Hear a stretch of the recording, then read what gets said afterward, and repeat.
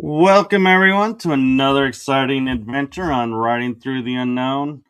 I'm your host, Michael, and thank you all who are joining us this morning for a special episode at a special time. And today's guest is someone I had the honor and privilege of meeting actually at a conference in Florida, the 2025 Full Disclosure Now conference.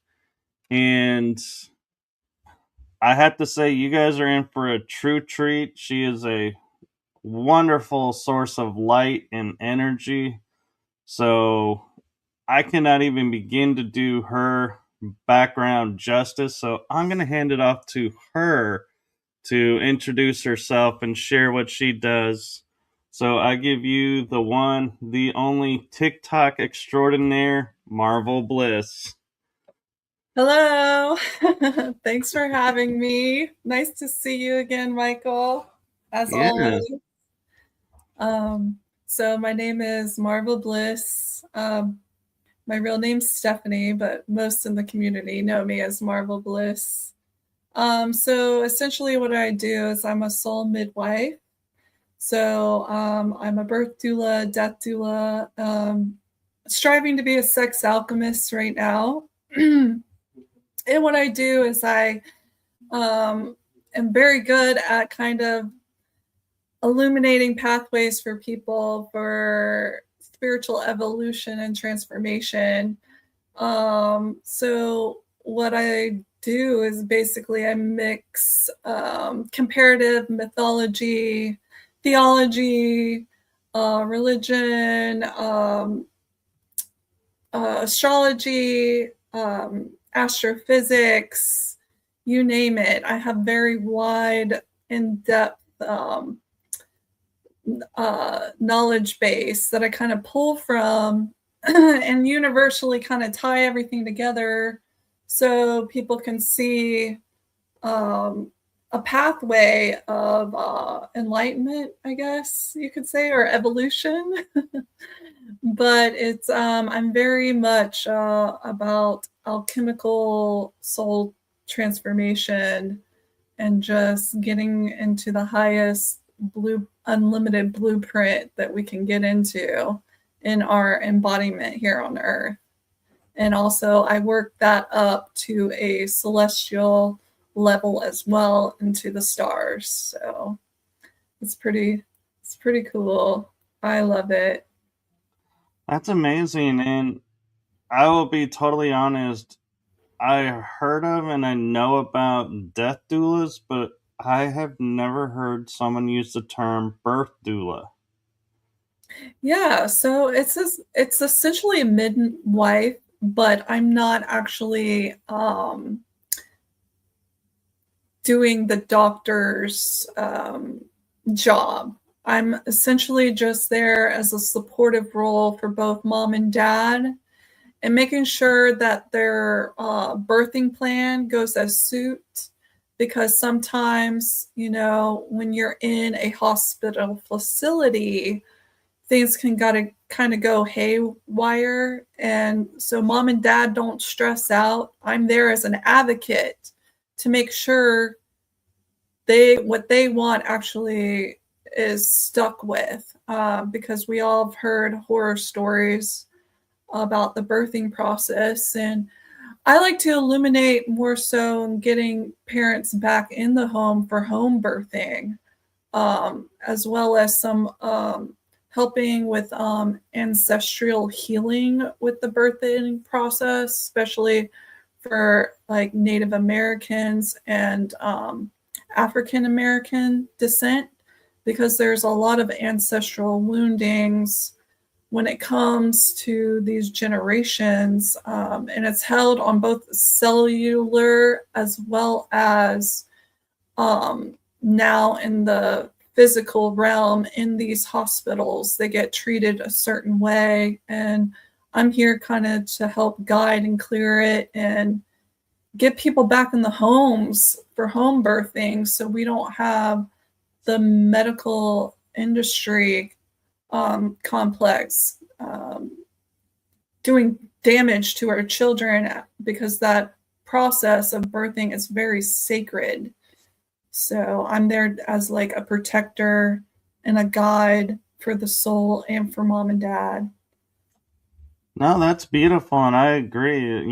There's something to be said for, being born at home and the comfort because, it's interesting, when you ask people, what if you go to transition on, what's your ideal way? They'll say at home in a peaceful way.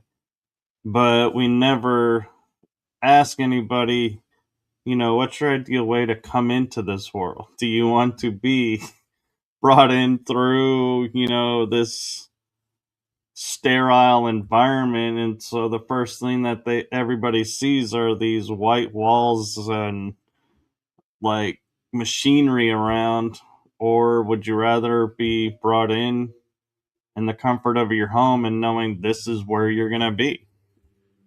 Exactly. And it's like you said, it's the same for birth and death. Like most people want a comfortable and familiar environment, less sterile and less chaotic. You know, being tied up to a whole bunch of electronic equipment and being awoken off and on, and you know, getting medicines that maybe they don't want to be subjected to because it's the industrial complexes protocols, and some of which are actually more harmful than they are good. So yeah, it's just all shedding light on that system and helping people navigate and set up not only birthing plans but death plans as well. Because what I've also found is a lot of families tend to get split apart during the death process because they don't have a plan in place. And once you lose the glue of the family, you know, sometimes families fall apart, you know, siblings won't talk to each other anymore. It's actually something that I hopefully can help people to avoid altogether and keep the family unit alive during the process by go ahead and helping them with setting up plans for the estates and having all the documentation in order.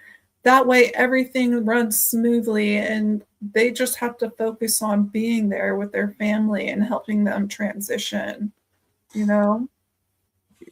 And you bring up a really good point too, is, when my mom was in the hospital, and I remember when I was in the hospital, you're in there to recover, and the best way to recover is rest.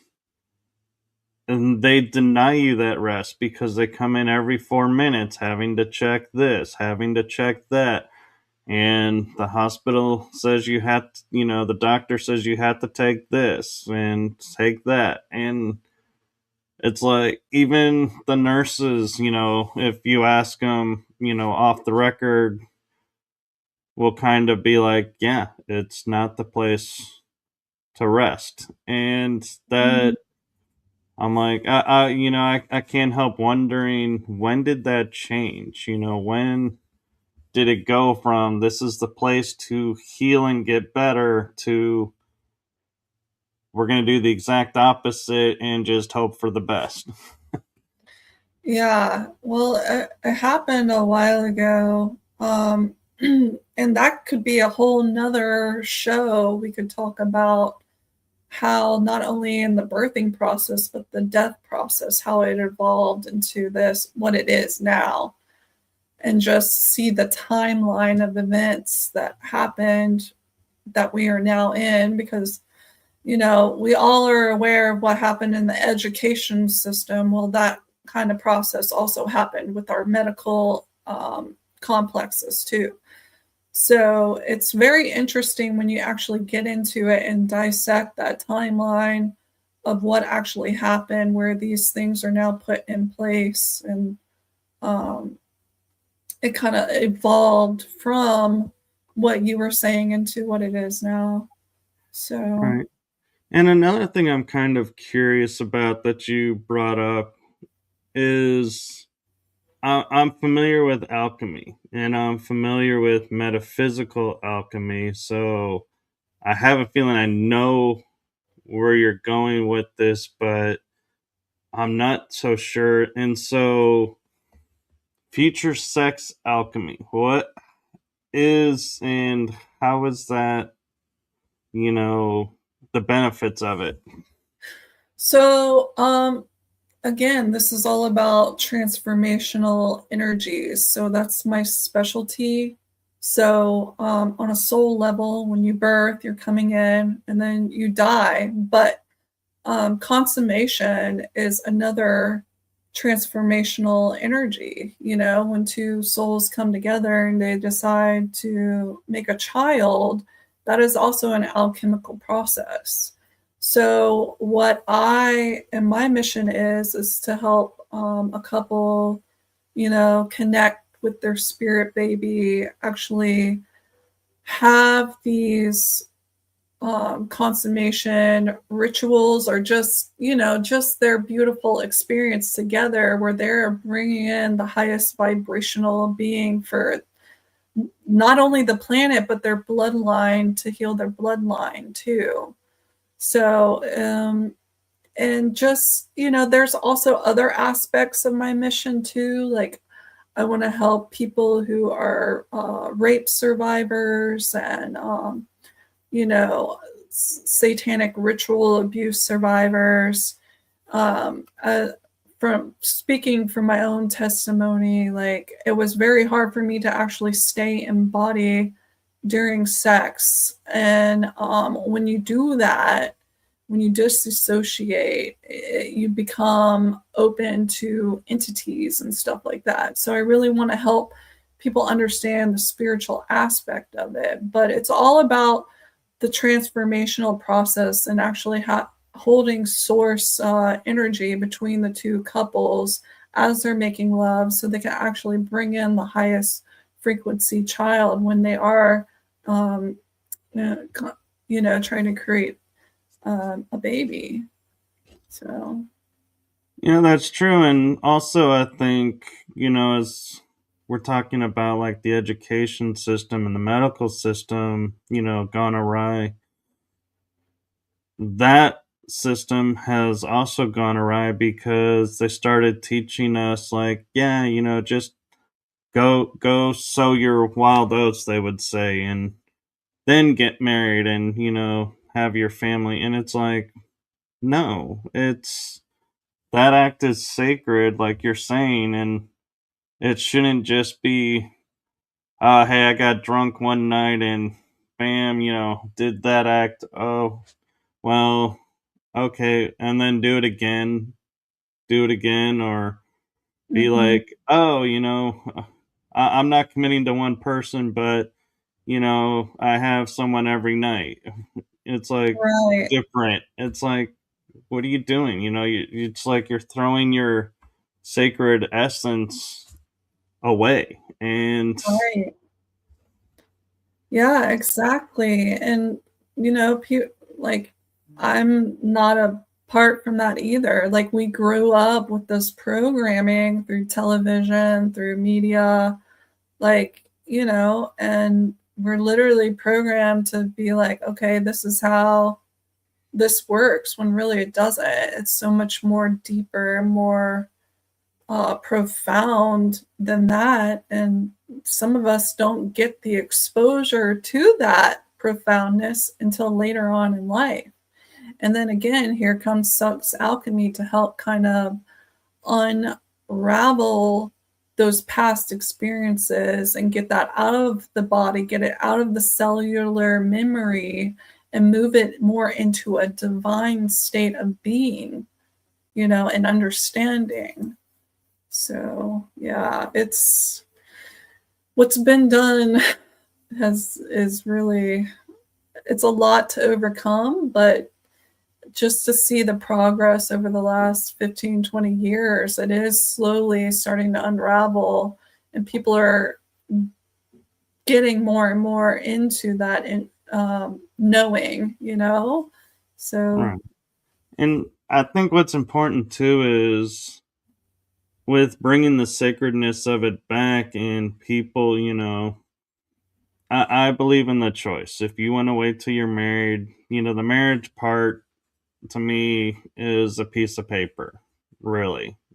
yeah, It's when you decide, yes, this is who I want to be with for the rest of my life, it'll naturally, uh, progress to that stage. But I think it's interesting that, people are now waiting again. And it used to be a stigma before, like we were saying when we were growing up, that if you waited, it's like, oh my god, you're still this, and it's like you would feel like you're embarrassed for waiting and like something's wrong with you. And I feel like if you were to look at those people now that didn't wait and go, so what regrets do you have in life? And they're like, I have a strong feeling a lot of them would say, I regret I didn't wait for the right person. exactly. And so, there's something to be said for that too, is, life, takes its natural course, but when you take over and steer it, you might not be so thrilled with the results. Exactly. Exactly. And hindsight's 2020, like once you set a course and you're on it, it's that. But it's not concrete. Like we can always transform, we can always evolve and get out of those states that maybe we were programmed or misguided into. So yeah, it's all about learning and evolving past, Right. what. Well, and one thing I'll notice too is like you see in movies sometimes where a guy will pursue a girl because he's been told she's easy. And Mhm.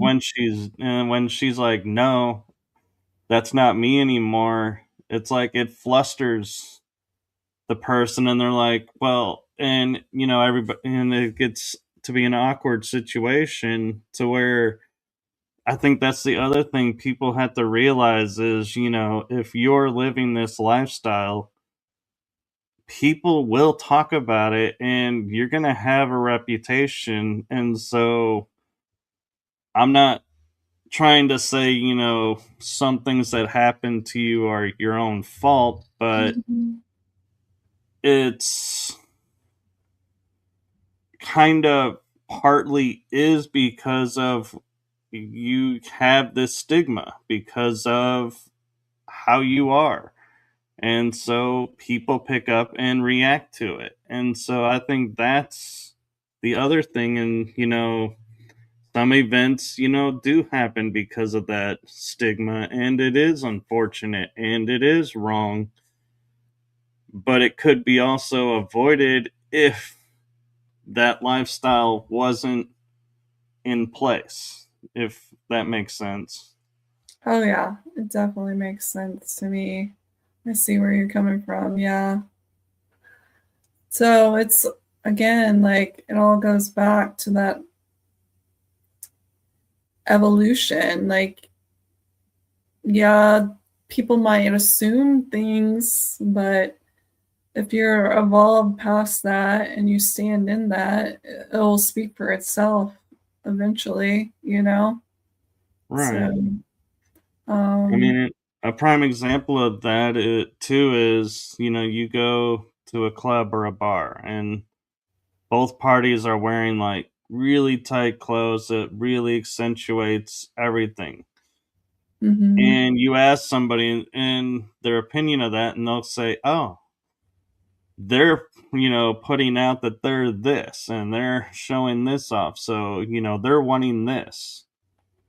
When yeah, it could be that's just the outfit they like to be in the club with, but the visual stigma relates something else. And I miss the world where we used to be in, to where if we'll take an example, a female walked around with a short mini skirt, people would be like, oh, nice legs, that's a nice outfit. and that's it. Now, because the outfits, have changed, now it's, oh, is she, one of those that works at night, or, different stigmas to it. And I think that's unfortunate, but again, it's you're portraying yourself in a certain image, and so you kind of have to take what that image could be seen as your choice. You chose that outfit. Nobody forced you to put that on.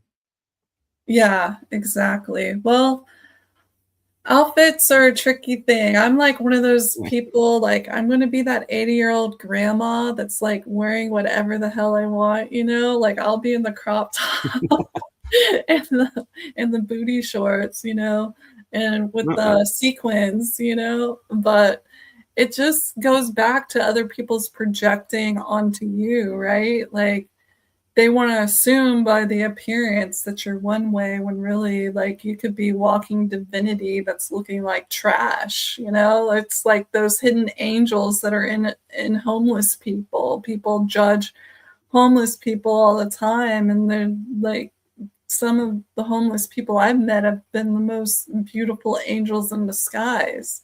So it all comes Mm. back to like unwiring these thought process that humanity has kind of been programmed into, you know, like when we look at something, is it really what we're looking at? Like that's the material plane, but are you looking past that material aspect of what you're looking at into like the heart of the person and the soul of the person, or are you just strictly like focused on like this sensation plane?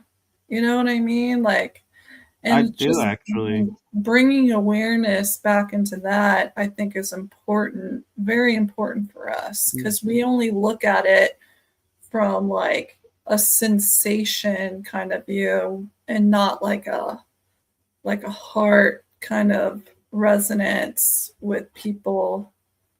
Right. And one thing I think that even I find it in the spiritual community that annoys me a little bit is you're told you're either sacred masculine or you're sacred feminine.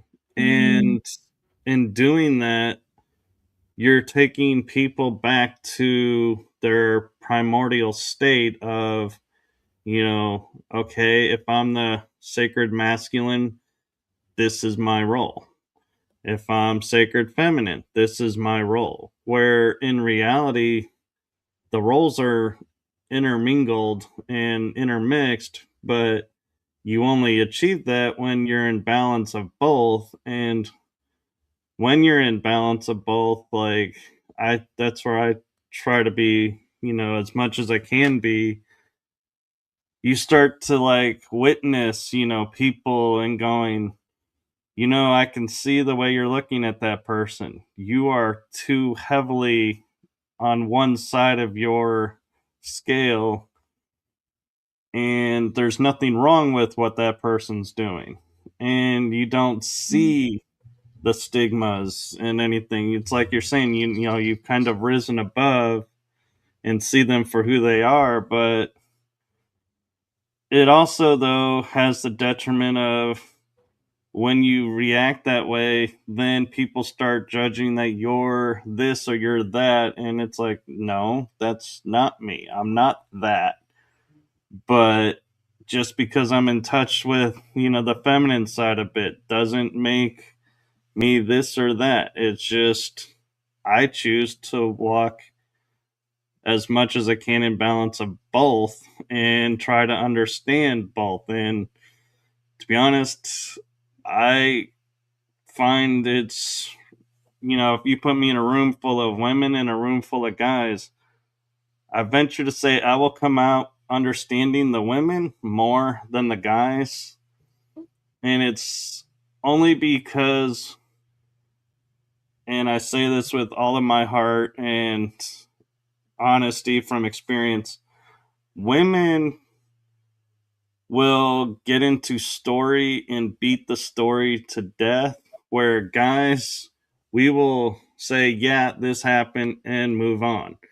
And it's like there is something to be said for both, but guys miss the context, where I think women get lost in the context, is my experiences a lot of times. And that's where I think the rub in communication comes, is guys are like, okay, we get it, we're ready to move on, and women are like, no, we haven't covered it all. It's like, yeah, we did. Yeah, I totally get where you're coming from. I think that's why, like, I always identified myself as like androgynous source seed. Like, yes, I am female, but just like you, I kind of code switch on, like, do I need my masculine right now to protect myself? Do I need to be more of my feminine? And like just trying to balance that, because I think we get so caught up in identity that like, and it being concrete, and it's not. Identity isn't concrete. Like, everything in the universe is constantly shifting, changing, evolving, like even the planets and like what it does to us astrology wise, it's influenced our personality. Like, we're not concrete. We are always transforming and evolving. That's what energy does. It doesn't disappear, it transforms, right? Right. So it's, and like you said, women, they have this beautiful way of just being maybe even over analytical about things, and they like to dissect and like get the whole story and the rundown and like the other person's side and their side, whereas men are probably like, this is what happened, it is what it is, let's move on. They're more like matter of fact. Like, Yeah.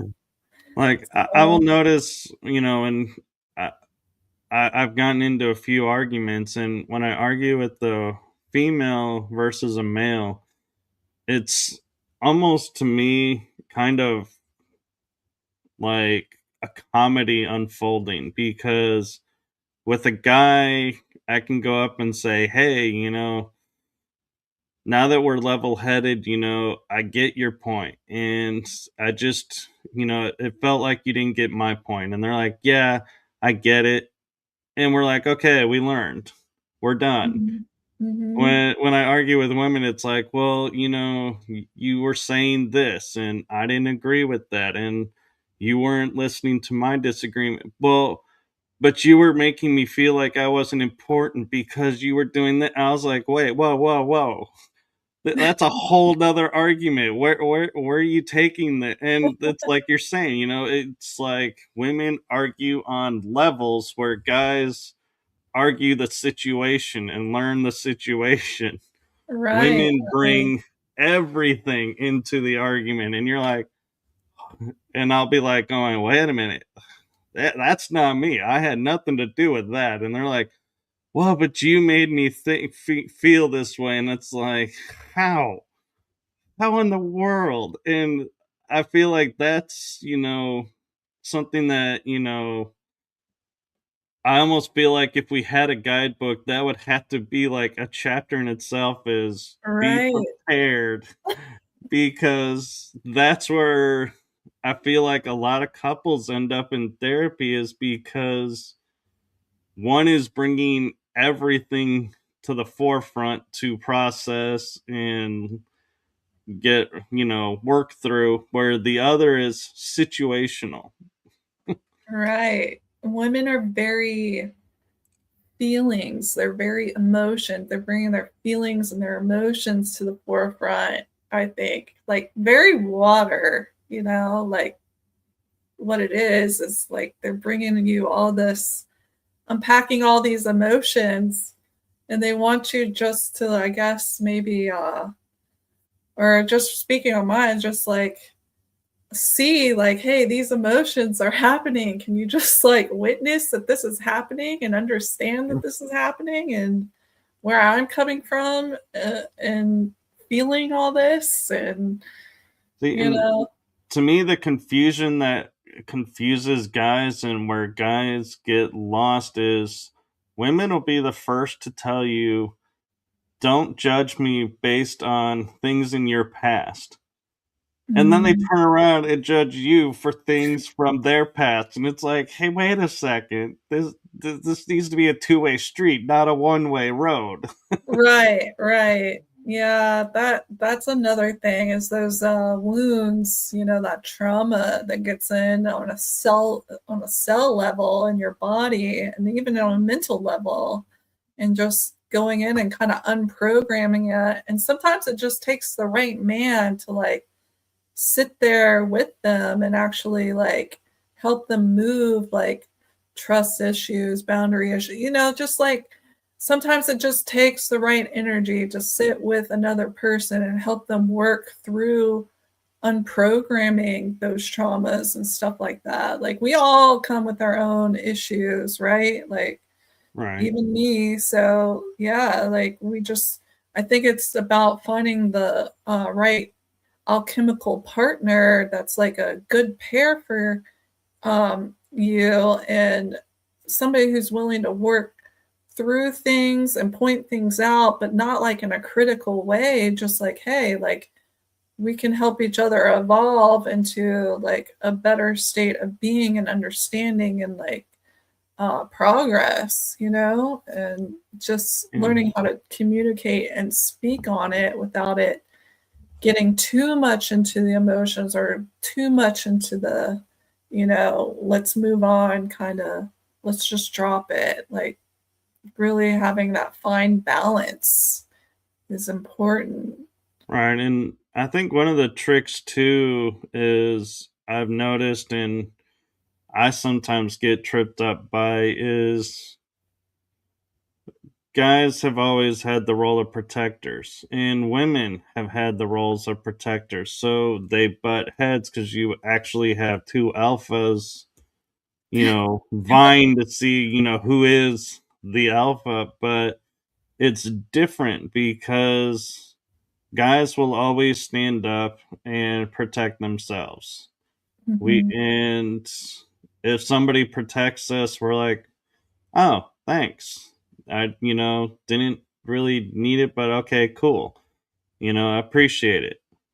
I appreciate you standing by me. That's how we see it. Women, I've noticed where I'm like, oh, you didn't go to, defend your friend. And I'm like, my friend didn't need defending. She was strong and capable to stand on her own. And some of the time you'll get yelled at, why didn't you step in to help me? And other times it's, well, you did step in, but you didn't need to step in. I could have handled it myself. And it's like we're like, wait a minute. You're at two, again, you're giving off two different messages at the same time, and it's hard to navigate that. And so we always say communication's key and trust is key. And it's like, it's funny how that's why I think guys came up with the phrase, we're damned if we do and damned if we don't, because you could walk into a room and there is no right choice. You are stuck and you're like, okay, what's the one instance I can get through? And the argument will be the shortest. Yes. I think it's a case by case situation for everyone when it's something like that Yeah. happens, personality wise, like what phase the moon's in, even. Like it just goes to show you, like, you just got to get to know a person and know their personality and just kind of like, you know, if you overstep some boundaries, just be like, hey, I'm sorry. I was just trying to do the right thing. I meant no harm, and it is what it is. And can we let bygones be bygones and just learn from this and grow from it? And I'll do better next time. But just remember this for next time when I Yeah. when I do or don't do something, you Right. know? Sorry, I'm crying laughing right now.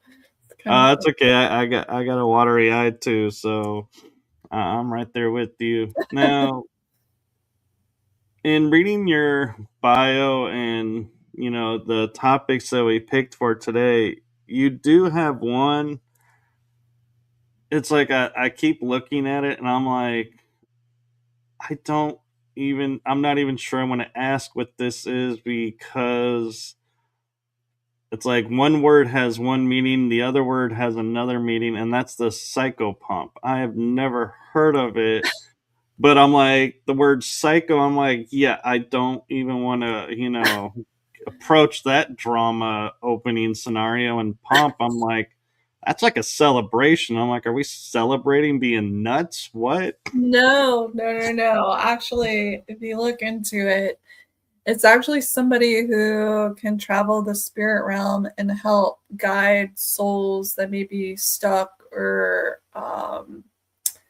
stuck here in this physical plane between the veil.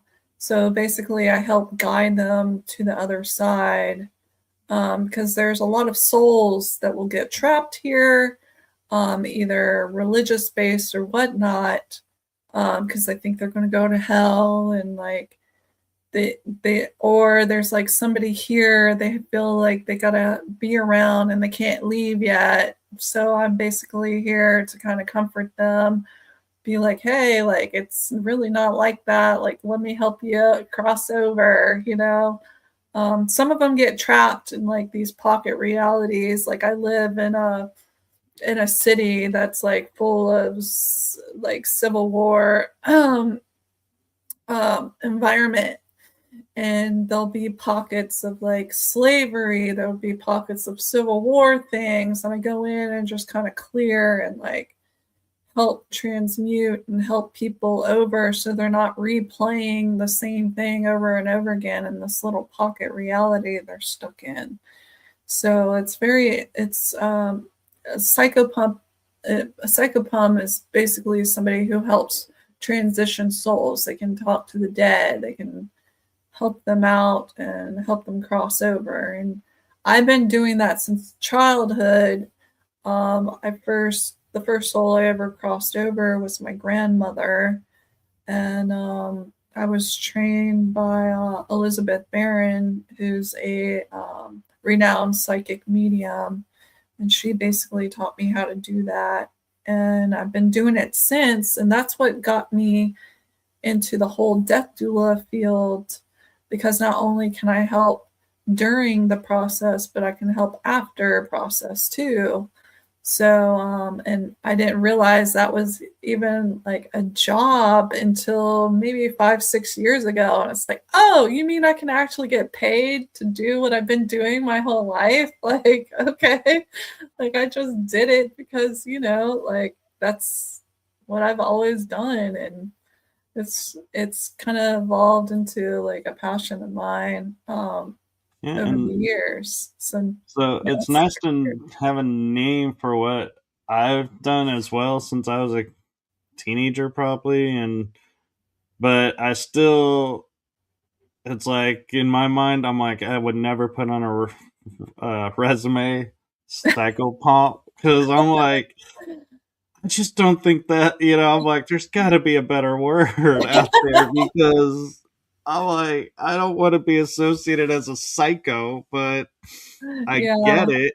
And it's nice to finally know a term that if I say this is what I do, people understand. But it's like, yeah, it's not a term you want to go and say to a group of yeah. friends in That the word mainstream and the world. death doula word gets like people are like, what? What's a death doula? It's like, well, and I have to explain, well, it's basically like hospice, except I help before, during, after. It's the same thing. Like people Yeah, they're kind of like anything taboo, people get really like caught up on. I've noticed they're just like, oh, like some people are not comfortable with like death at all. Like you'd be surprised how many people just like try to avoid it, like it's not even a thing.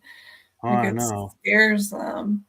And really, it's just another beautiful process, except, people, it is what it's a taboo, Yeah. birth, sex, death, all of that's taboo.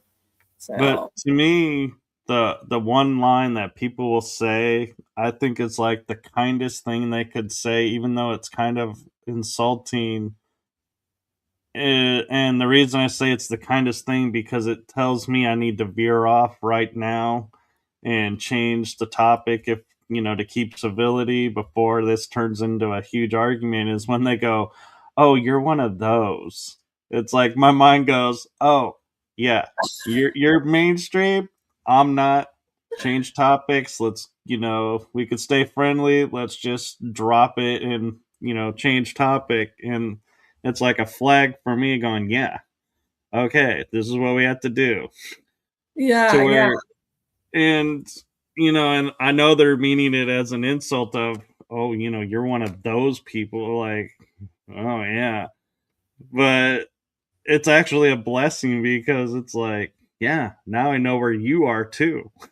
yeah. It just gives you an opportunity to like broaden their horizons a little bit. Yeah, and what I say to people with like my shows is, yes, I do challenging topics. Yes, I do kind of fringe topics sometimes, but I just want to plant the seed, and whether they allow it to grow or just stay as a seed is up to them. But my job is just to put it out there, and the people who see it, they'll do what they need to do with it. That's not on me. Exactly. And some people are like, "Well, but you're the one promoting." I'm like, "No, I'm not promoting it. I'm just sharing it." If I was promoting it, I would be like, okay, today's, episode, we're focusing this. And the next episode, we're focusing on this aspect. That would be promoting. I don't do that on my shows. There's a Right. little difference. And so I just, yeah. And I like how you say, time bender too, because I'll be like running a few minutes late and I'll be like, "Oh yeah, let's bend the timeline a little bit so I arrive on time. How about it, guys?" And I will, and I'll be on time. Or I feel like I've left 10 minutes late, and I'm like, "There's no way I can make up 10 minutes." And I'll call the people, and I'll be like, "Yeah, I'm gonna be late. I'm so sorry." And they're like, and I'll show up on time. And they're Yeah, like, yeah. "How did you get here on time?" I'm like, I guess I, bent the timeline is what I'm saying to myself, but I'm like, I don't know. Yeah, so those parameters, I like that. Well, it's all about intention. Sometimes like we get pulled off the timeline for a reason. Like I can't tell you how many times like I'll need to get somewhere and my keys go missing, right? And it's Oh like, yeah. and then later in line, good thing those keys went missing because there was a wreck that just happened. Like, sometimes we got to look at the hiccups, like divine intervention. Yeah. That's how I look at it. And like, if there's like something on the timeline that's not in alignment, it's going to work out itself out. But that's cool. You just set the intention out and everything works out the best how it's Yeah. supposed to. Well, another funny instance of it is like you're saying, losing the keys, because there was an accident is like I have 4 or 5 different ways that I go home, and it all, depends on, what I'm feeling in that moment. And one person, came up to me and he's like, I don't think I could ever find your house from memory because you keep going different ways. I'm like, yeah, force a habit. And another person said to me one day, they go, "Are you worried about being followed? Because you always take different routes." And I'm like, you know, no, but now that you mention it, it's probably a good thing because if I ever have been, they're all probably sitting there going, "Where is he going now?" Well, never mind. He's not going home. And I'm like, "Yes, I am. You don't know it." Exactly. I had to do that here recently too. You got to switch up routines, you know. If you're feeling like you need to, like I always say, follow your intuition, follow your gut instincts. Like if something's Yeah. telling you to do that, there's a good reason for it. So follow it. And a rule of thumb for people, I mean, it sounds silly, but it actually is a really big, I judge, life saving deal is if you're ever in a situation where you're feeling followed and you are, your nerves are a little uneasy, drive yourself over to like by a police station. You don't have to go in Mm. the parking lot, just drive by it. Because I guarantee you, anybody who is following you for a nefarious reason, they're going to get worried that the cops are there because they know, they probably have warrants or they probably have, on a watch list, and the cops would be like jumping at the chance of saying, "Oh my God, the person's right here. Let's go get them." And so they're going Yes. to back off and they're going to be like, "Nope, hey, I'm out. That's it." And I mean, it sounds silly, but there is something to be said that, doing something so simple carries a heavy energy to it because it's like, "Oh, we're at a police station. Not a good thing. Let's change and let's abandon." Yeah, exactly. It's always best to be safe when you're in that kind of situation. Yeah. Yeah, and my mom, when she had a GPS unit, it was so funny because we were driving back and we were using her unit and we said go home, Hmm. and we were like tired. It was at night, and we drive past the police station. It goes, "You are home," and I'm like, "No, we're not." And I was like, "What?" And we said to her, "Why did you do that?" And she goes, "Well, because if someone stole the GPS, they would, instead of robbing the house, they would end up on the Oh, police station's front door." And it's like, that's very actually clever. pretty, yeah. Very clever. So, that's another trick. If you want to, if you know your way around, yeah, set your device home as somewhere else, not your enemy's house or your nemesis's house. You don't want to harm them, but someplace where, yeah, you're you're going to be safe and they're going to be deciding, yeah, we need to leave these people alone. Yeah, yeah. That's very clever. I'm gonna have to use that. I never even thought about that, but that's a great idea. Yeah, and I know you have a presentation, but there's something else that you talk about doing, or two things that I wonder if you can touch on too, and I Sure. don't know if it's in your presentation, Yeah. is celestial grid architecting and weaver of timelines. Yeah. So I just try to make luminous pathways for people on a universal level through comparative mythology, astrology, um, theology, physics, astrophysics, kind of tying everything together so people can see all these storylines and how they're basically the same thing, just reinterpreted differently throughout the ages. And then also on a celestial level, like I unlock a lot of things through these stories and through just deep meditations on certain star systems. And I work with certain guides a lot. And on a celestial level, I get so many downloads and basically doing grid work to help because it's all a nesting template, which this is perfect because I'll lead right into our my presentation for the show, and just how, like, even on a small microcosmic level, from your cells all the way to your body, it's all connected to the cosmos on a bigger level.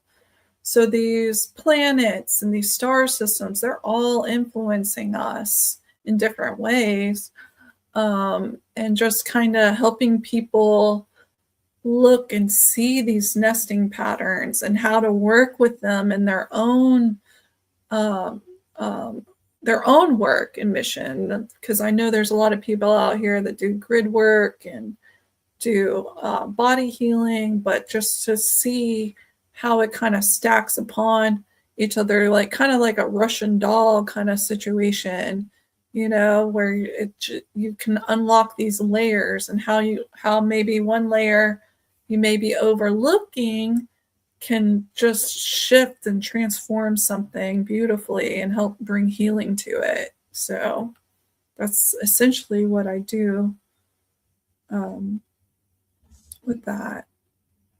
No, that's amazing, and it's time for that because we're living in a world where I believe Mandela effects have taken a whole new level because we're all merging timelines, and that's creating, like, we almost need like a time force that can sit there and go, okay, your timeline is now going forward here. Your timeline's now going forward here, and eliminate, the people that are like, what do you mean the moon is up during the day? The moon is never up during the day. It's the nighttime star. And you're like, oh no, the moon is now up during the day. So you are now on this timeline. It's like, oh, and it'd be like nice to have, like the time force that'll sit there and go, okay, you come from a time where this is the reality. You are now, this is going to be your reality. And be like, this is where you're going forward now. And it's like, oh, okay. Yeah, Instead yeah. of being like, what is going on? It's, it's almost like the movie, or not movie, TV show Sliders, where they're Hmm. always jumping to the same Earth, but they never know if it's the right Earth until a little nuance comes up and they're like, Exactly. oh, we're driving now where you go on red and stop on green. What? That's not thing. I'm on the wrong Earth. Yeah. It's that multiverse you get lost in, because it's all Exactly. happening at once. But it's like, some mornings I wake up, I'm like, where are we right now? What? Oh, we're here. Okay, I know we're, Yeah. it's kind of disorienting at times until you get that divine synchronicity, or like, those serendipities, or, just those little things. It's like, oh, okay, I got it. We're here. And I have to say, my heart goes out to the couples that are in relationships where one party is viewed as evolving themselves and the other party is following the mainstream narrative and staying where they are, because the one that's evolving, I have a feeling a lot of fights come up because their timeline has altered so many times where the other person's hasn't, and they have to figure out where, how is this now going forward. Yeah. Yeah, it can be difficult, especially if they're not even in that awareness yet, uh, and they're just being opened up to it. So Yeah, sometimes we help them catalyze those processes, which is nice. Or, as long as they know how to navigate it. right. And I was talking last night with Anchor Haven. She's in the UK, and we were talking about, there's different facets of our realities now where people are adapting faster than we did, And it's like, well, they are, but they're not in reality, because they are adapting faster because they have us that are talking about it, helping them grasp it and able to accept it, move forward. Where when we were growing up, we didn't have that. We didn't have the internet. We didn't have podcasts. We didn't have friends that you could talk to about this. And Right. That's so true. so, yes, in a way, they are advancing faster, but it's also because they have access to us. Yes. Where, so they themselves aren't actually advancing faster.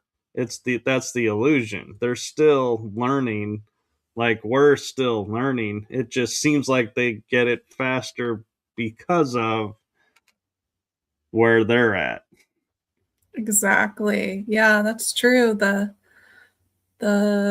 internet and podcasts and all that have really helped the evolution of the community to not only grow but just help it evolve faster. That's definitely what I've seen over the past 15, 20 years, because Yeah, 15, 20 years ago, you were lucky if you had somebody in the same room with you that thought like you on a lot of these topics. And then now it's like it's more prevalent, and if it's not local, there's definitely a chat group or a group online that has it where you can like mingle and interact with these people. So it's very nice. It's refreshing. It's great to yeah, see and know that people aren't alone in that, and have guidance and have help through, because I know through my awakening, although I was always awakened, but obviously, you think you're awake and then there's another layer of awakening and another layer. But it's like, it's great to have those people that you can like just kind of be next to and be like, hey, I'm going through this right now. And it's like, oh, yeah, I've been there before. Just, you got this. Keep yeah, going, and exactly. here's some resources, if you need them. Yeah, it's Right. And so, actually, there is a question in the chat room that comes from Tasmania. okay. She says 2 a.m. here in Tasmania. QQQ for Miss Marvel. Have you been able to do what you do from birth? Did you learn things on the way, or were you told of mission from day to day? Well, I came in super gifted, and it was kind of traumatizing as a child because nobody else was experiencing what I was experiencing. My mom has these gifts, and so did my grandmother. But my grandmother was kind of like freaked out by it. My mom, she was more open to it, and she kind of helped me get to people to kind of get my skill sets kind of refined, I guess, and really like learn not to be afraid of it. Like, this is actually a gift. It's nothing to be fearful of, and how to protect myself, especially going into middle school and stuff like that. And the hormone changes and just, yeah, got really, really intense there as a girl. Feeling and sensing like I'm like a super duper empath. Like I can feel the whole universe inside my body. So it can be really intense. Like if you're around the wrong person, you can feel everything they're feeling, and just learning, okay, this isn't me, that's them, and navigating that. But so I tell people I've always been awake, but there's been layers of my awakeness where I awaken more and more and more to God, source, creator. I put myself to sleep twice. I tell people this, and it was mostly for self-preservation purposes because, you know, people like us were kind of hunted and sought out and targeted. So during certain periods of time, I put myself to sleep. So the last time I put myself to sleep, I got really, really sick. I was in ICU for a week with kidney failure. I was going to die. They tried one last ditch effort to get me healed, which worked. But it was very hard on my body. Like literally, I was feeling my body shut down. And that's when these beings approached me, which I could always see through the veil, but these beings approached me and they basically told me, like, hey, you can either stay here, finish your mission, or you can come with us and we're just going to send you right back. And it's like, oh, well, shit, I guess so. Oh, sorry. You're fine. I guess I'm staying, like, I guess I'm going to be staying here and finishing the mission. And like, so that was my last like near death experience, although I've died several times since then, like in a shamanistic like understanding. But I've always like seen things through the veils. Like I have encounters with orbs and angels, what I call galactic glitter, like shadows, cryptics, you name it. Even some stuff I don't even know. I'm like, what in the world is that? And I have to like research it, and it's like I'll either find it, and it's like, oh, that's what that was. Okay. Or I just never figure it out, and it's just like it's still today a mystery, because when you see things, you just kind of keep it to yourself. And it's funny how, like, talking with people, awarenesses can change, because I have talked to a lot of, like, for example, mediums, and they're like, yeah, it's in the family lineage. Someone in the family did it, and then somebody in their family did it. So everybody thinks it's past genetic. And in what you were talking about with your situation, it made me realize I don't necessarily actually think it's genetic. I think it's the parent who had the gift nurtured it in you, so it kept it alive and going. Whereas the kids who show mediumship, for example, to parents that are not in that world will shut it down.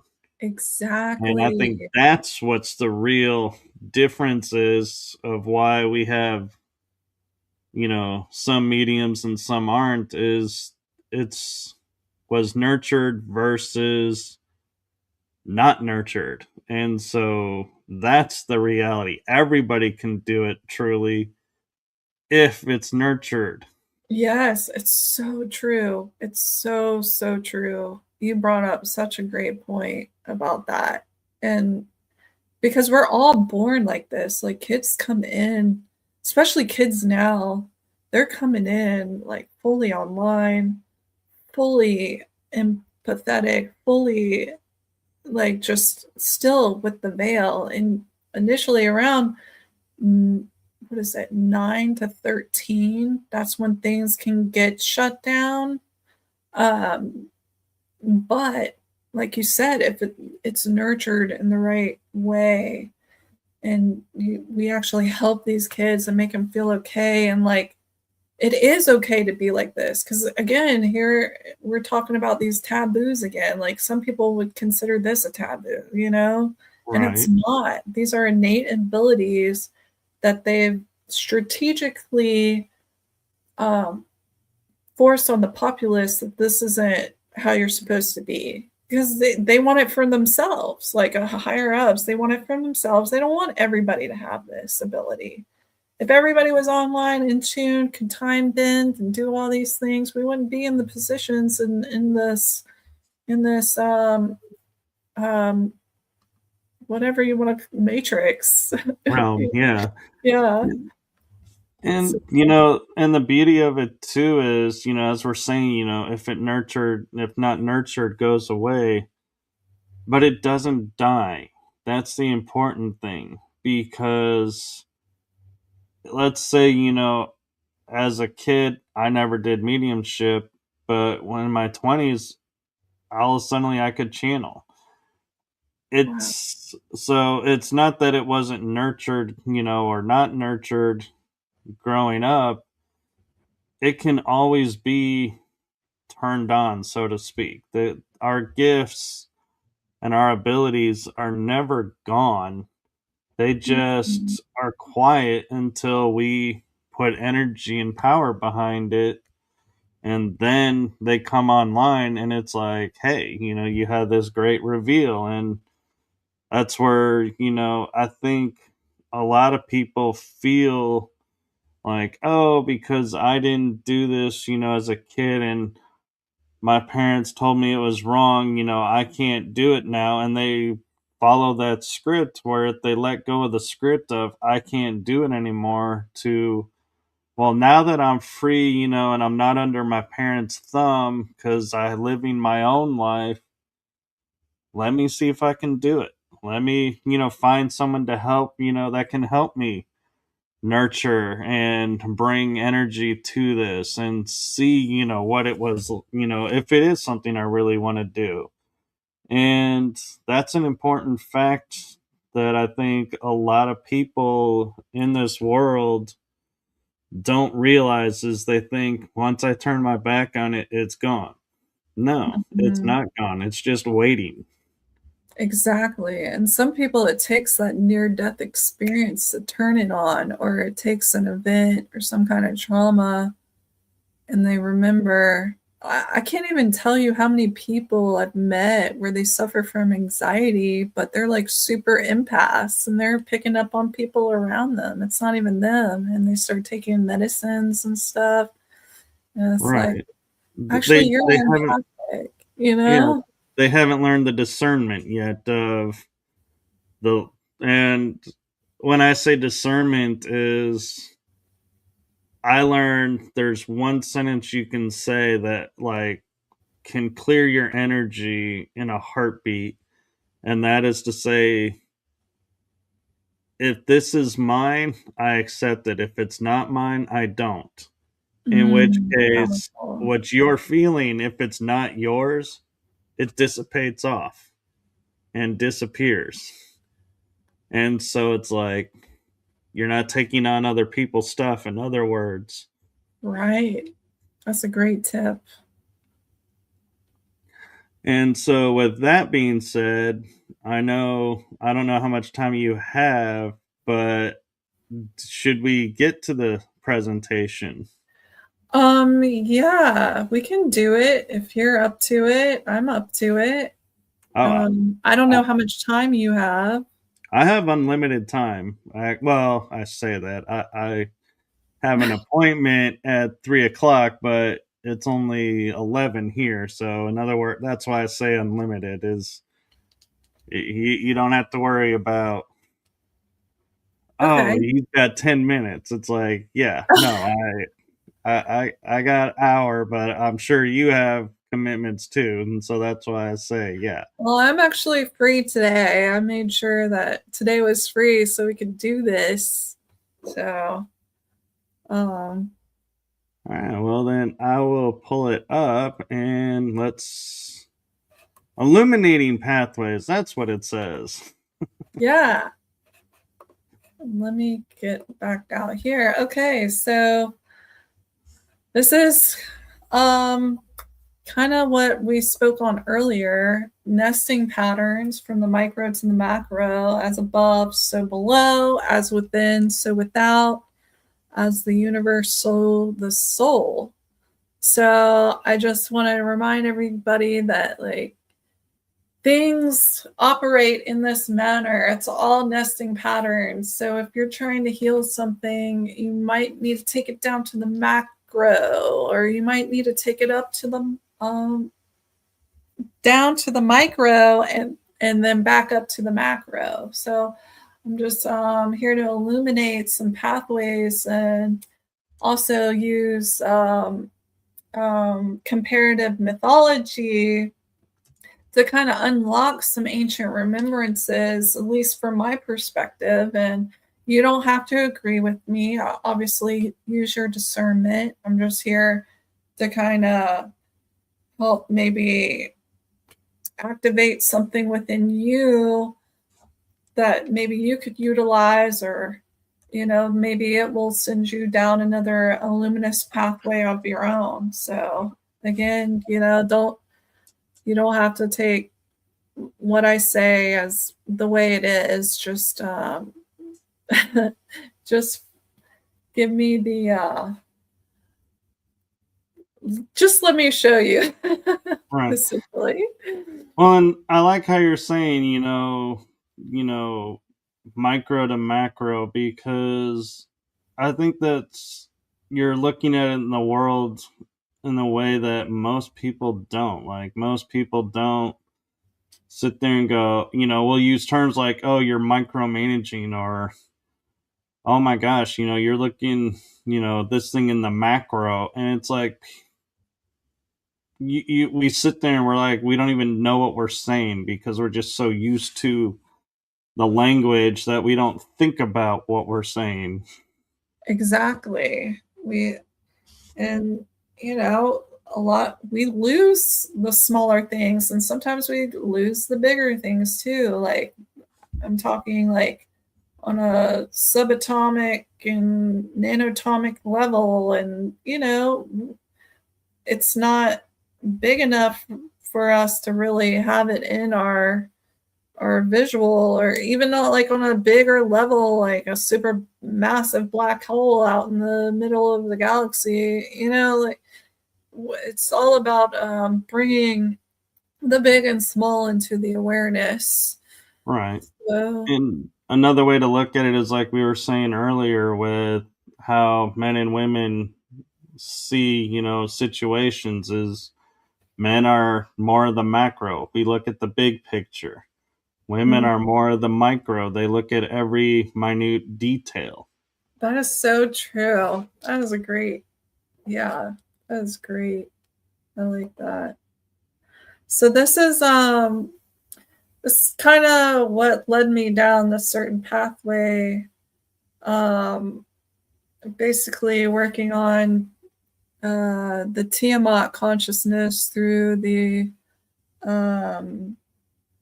healing. So I often like go into shadow realms, and I reverse engineer, or I try to find pieces of light and bring it back to the surface and kind of weave these luminous pathways for people.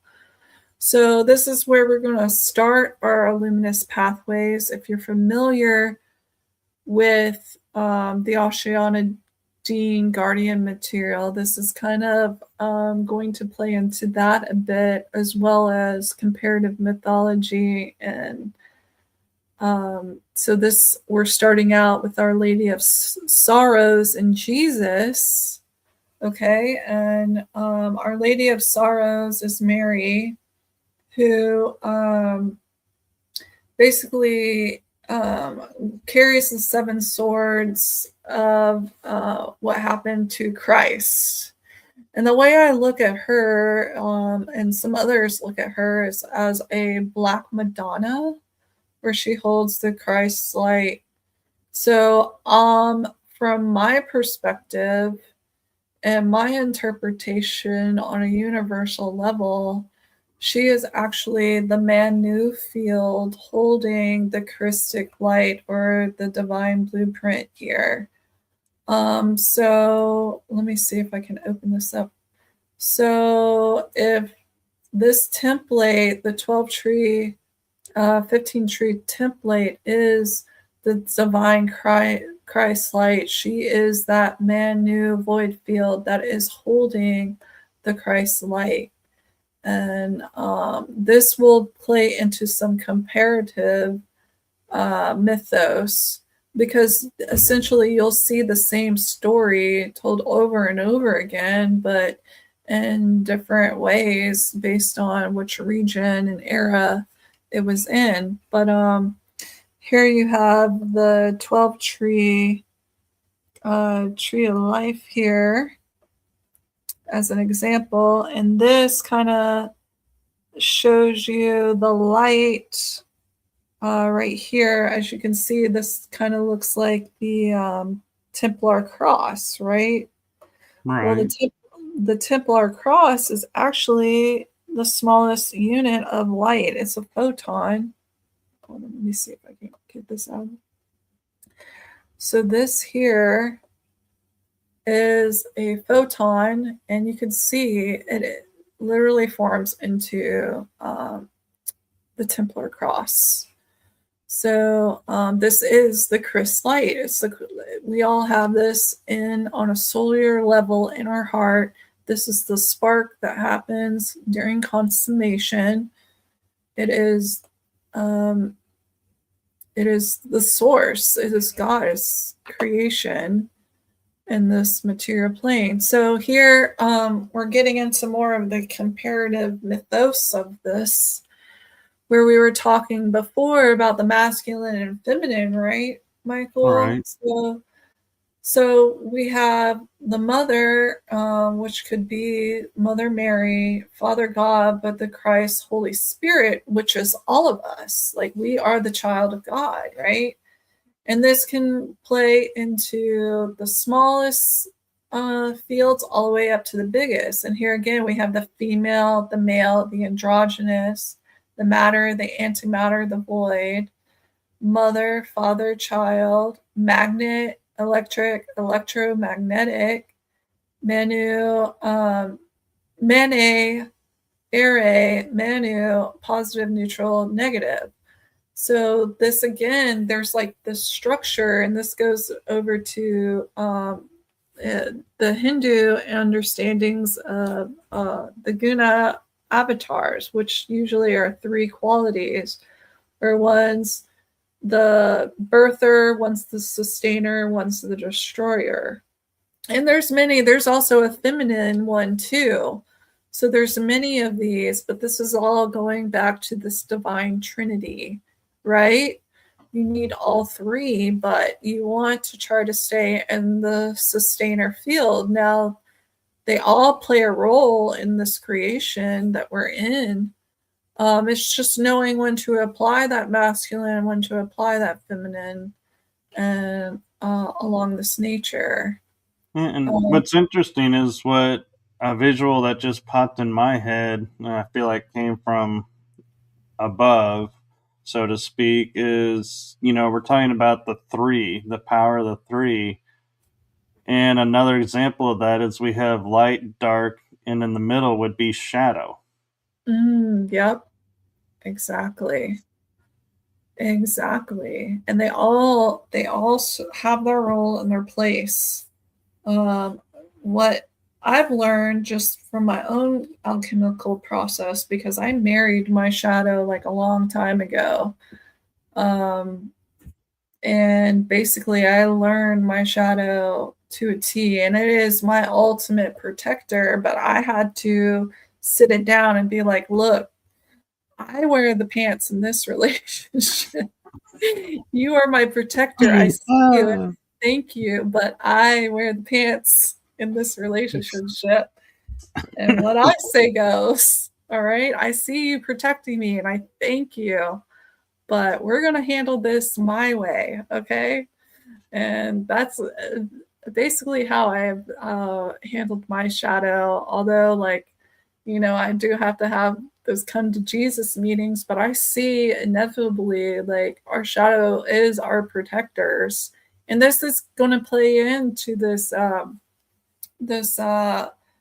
the Lady of Sorrows kind of theme, where it's more a primordial void, where she is trying to protect the Christ light, so she sends out these kind of hybridized creatures to protect that Christ light, which it could be looked at as shadow, but really I think it's just trying to protect Christ within people.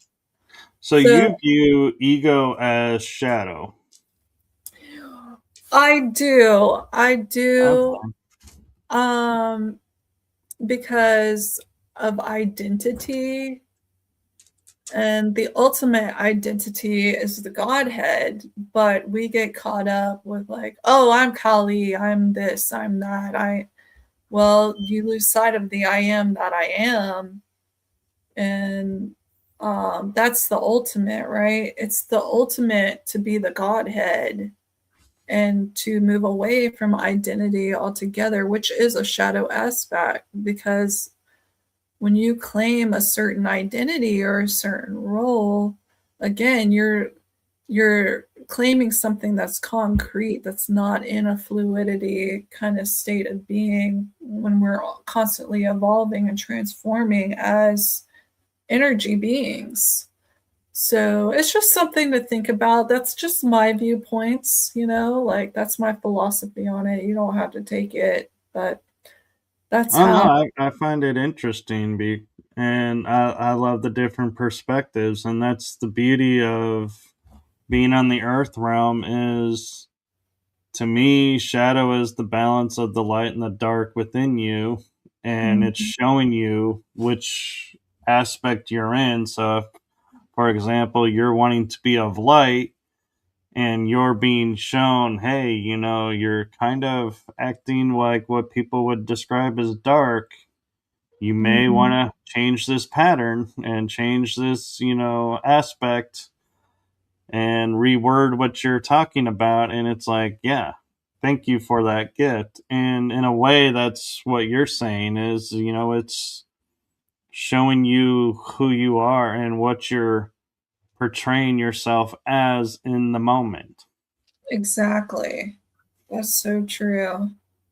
That's so true. And yeah, the balance is really what's needed.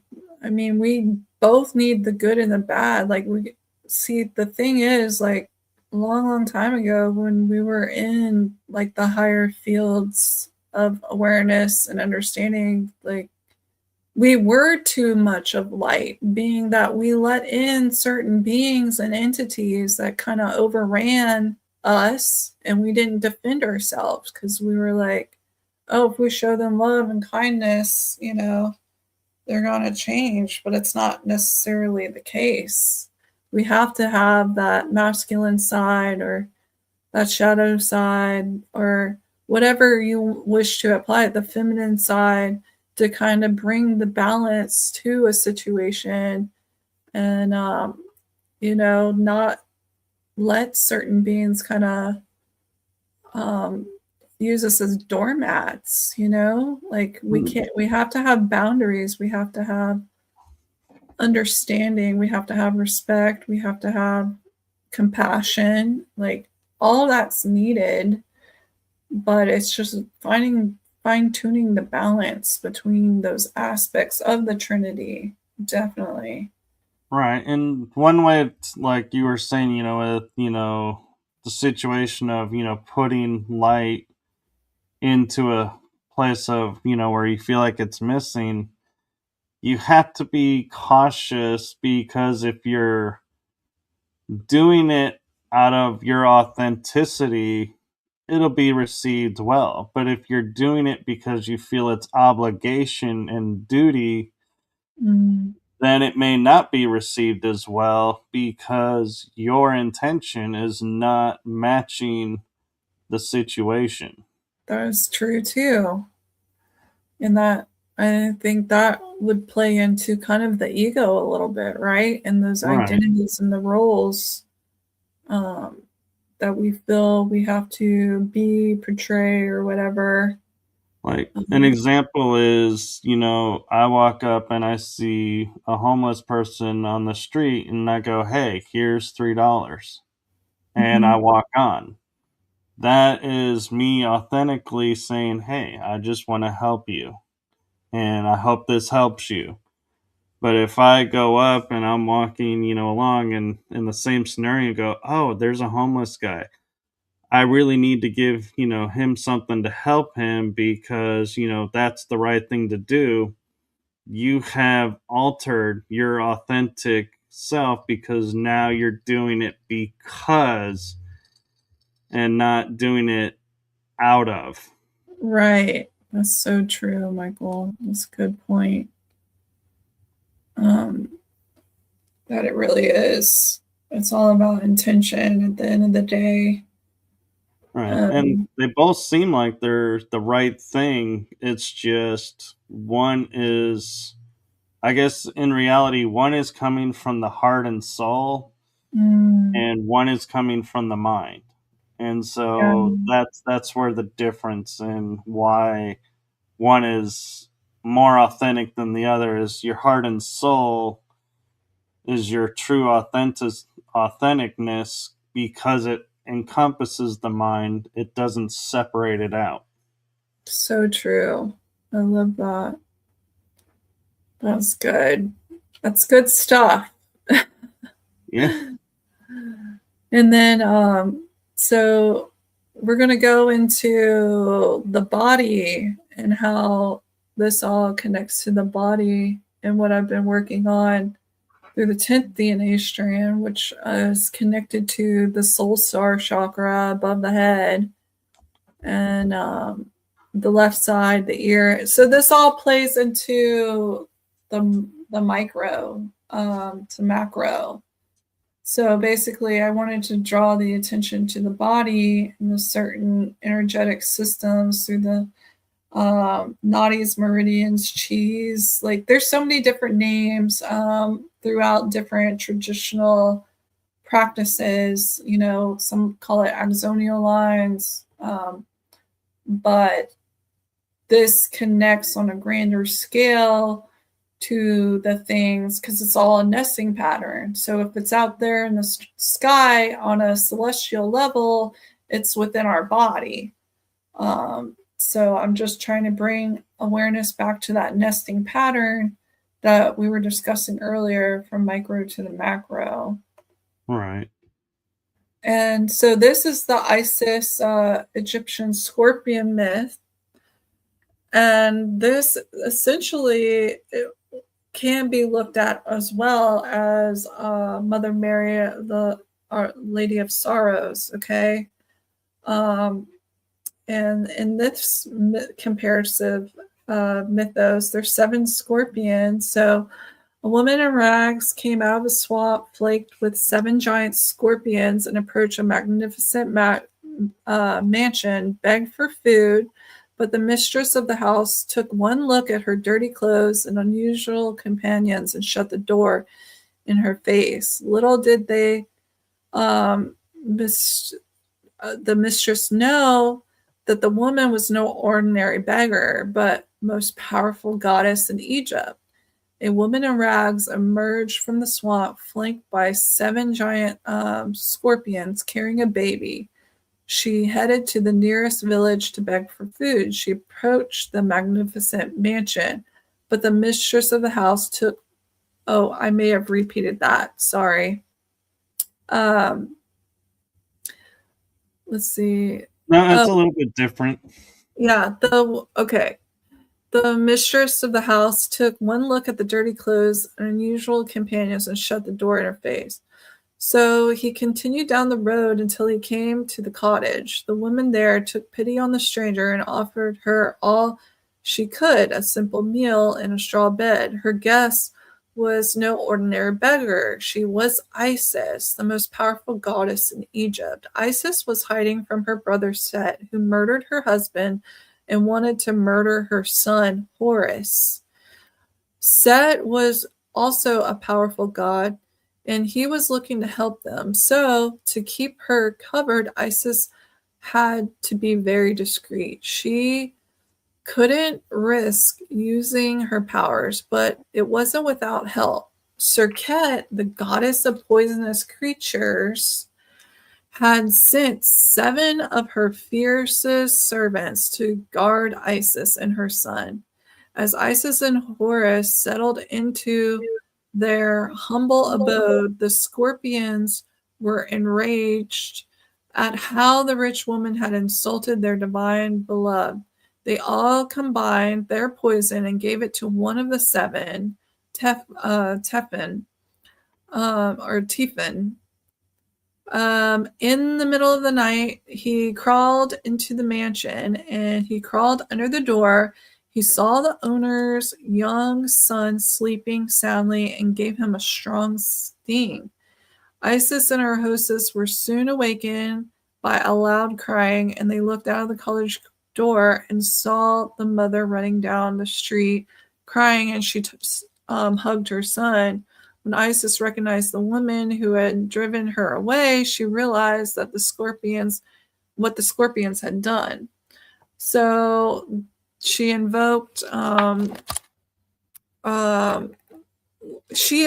the spell, which basically neutralized the poison, right? And brought the kid back to life, is essentially how it goes. But this is basically an interpretation of Mother Mary and her protecting Christ and using venom of these 7 scorpions, which could also be what I feel linked to the 7 swords that pierce the Lady of Sorrow's heart. Okay. In a kind of comparison way, kind of off branching of what happened. So this story is told in various ways, but it resonates to me that Mary was trying to protect Christ's light in the Manu fields of void. And the Manu fields are a neutralization. Like void is primordial, like neutral zone. It is outside of time. It is outside of sound and light.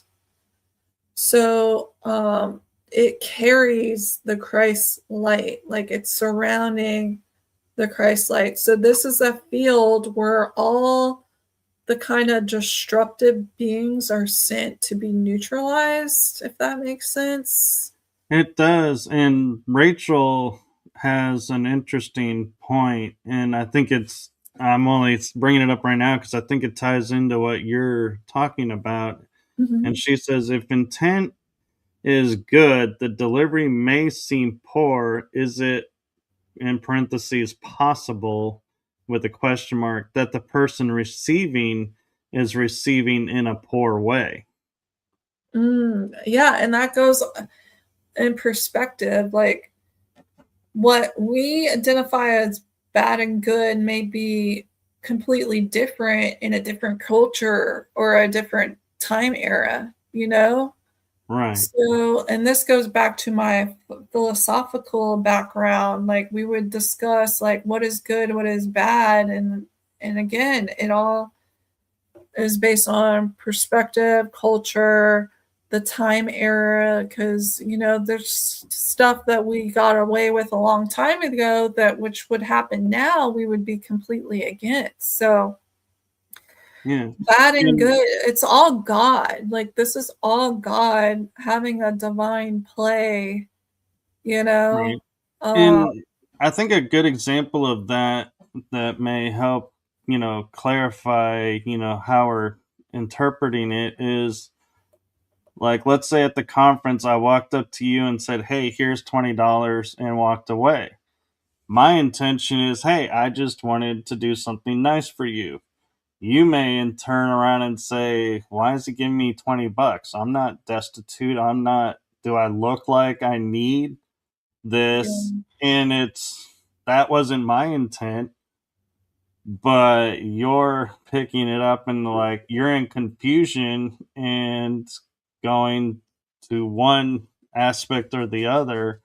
And so it doesn't matter to me, what you do with it. But so that's where, yeah, it is possible it could be received wrong in their perspective, but not through mine. And so I would say I don't have anything to look at in that scenario. But then again, I could have said, hey, I just feel like being kind. Here's $20, and we could have avoided all the confusion in the get go. And so Exactly. there always is something that could be looked at and maybe changed or Misinterpreted. And right, that goes even with these stories with these comparative mythos. Like these stories, think about it, it's probably been told even before we started writing stuff down, right? Like right, these, and traveled all over the world, and these stories get told in a different way compared on the region that they're born into, but it's essentially all the same. It's just trying to look at it cohesively in a way where we can remove the distortions and get down to the pure intent of these storylines, right? right. So And it's the same concept, I feel. I agree. And one thing, that I do that I'm able to do really quick, and I'm not going to say, it makes me better than anybody else. And that's not why I'm sharing this, but what I'm going to share is when I do an act, like let's say I was going to, look at the scenario of handing you the $20. Mm-hmm. I step back, and before I even reach for my wallet, I am looking and going, okay, how can this be perceived? Why am I doing this? Where is this coming from? What, Mm, am I going to be, upset if she does this? Am I going to be upset if she does that? Am I attached to the outcome? Am I attached to the scenario? All of mm, these, you can look at, and I laughingly will say, I can look at all of that in a nanosecond and make a decision, and it looks like I just willy nilly walked up and gave $20 to Marvel.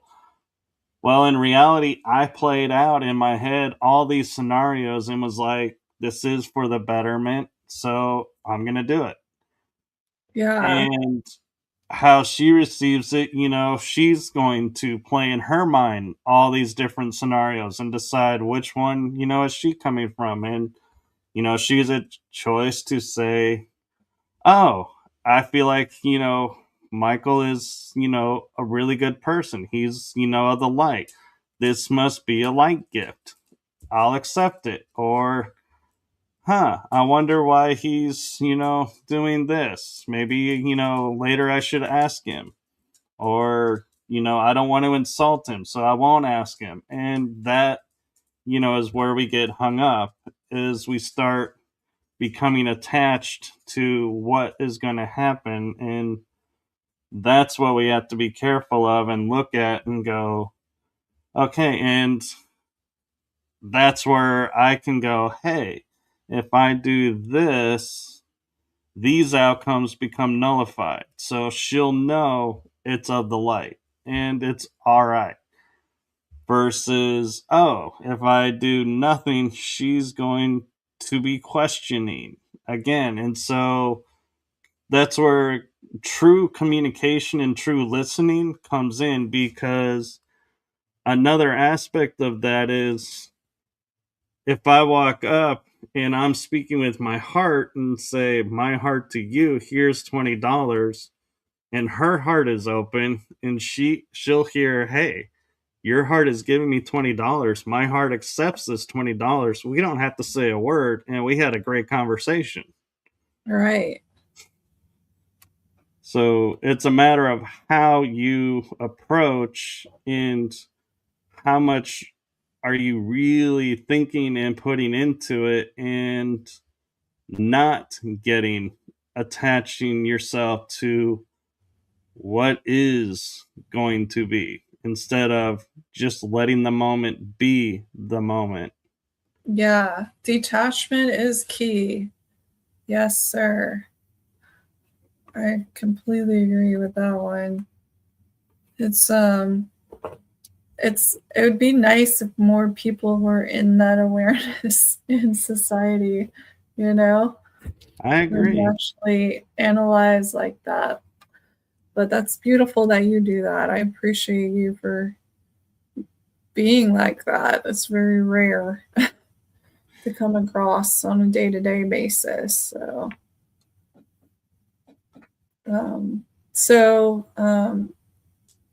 I'm going to move into more of the Mesoamerica understanding of this energy. I was going to say, that looks Aztec. Yeah. So this is Chimalma, and she is the mother of Quetzalcoatl, or the rainbow serpent, as well as the god of death. So again, here's like a trinity where she's like birthing. Quetzalcoatl to me is essentially Jesus in the Mesoamerica tradition. Does that make sense? Yeah. And then Axotl is like the death god, or it could be looked at as like the devil, but Satan, or even like Shiva, because Shiva is considered a destroyer in the Trinity.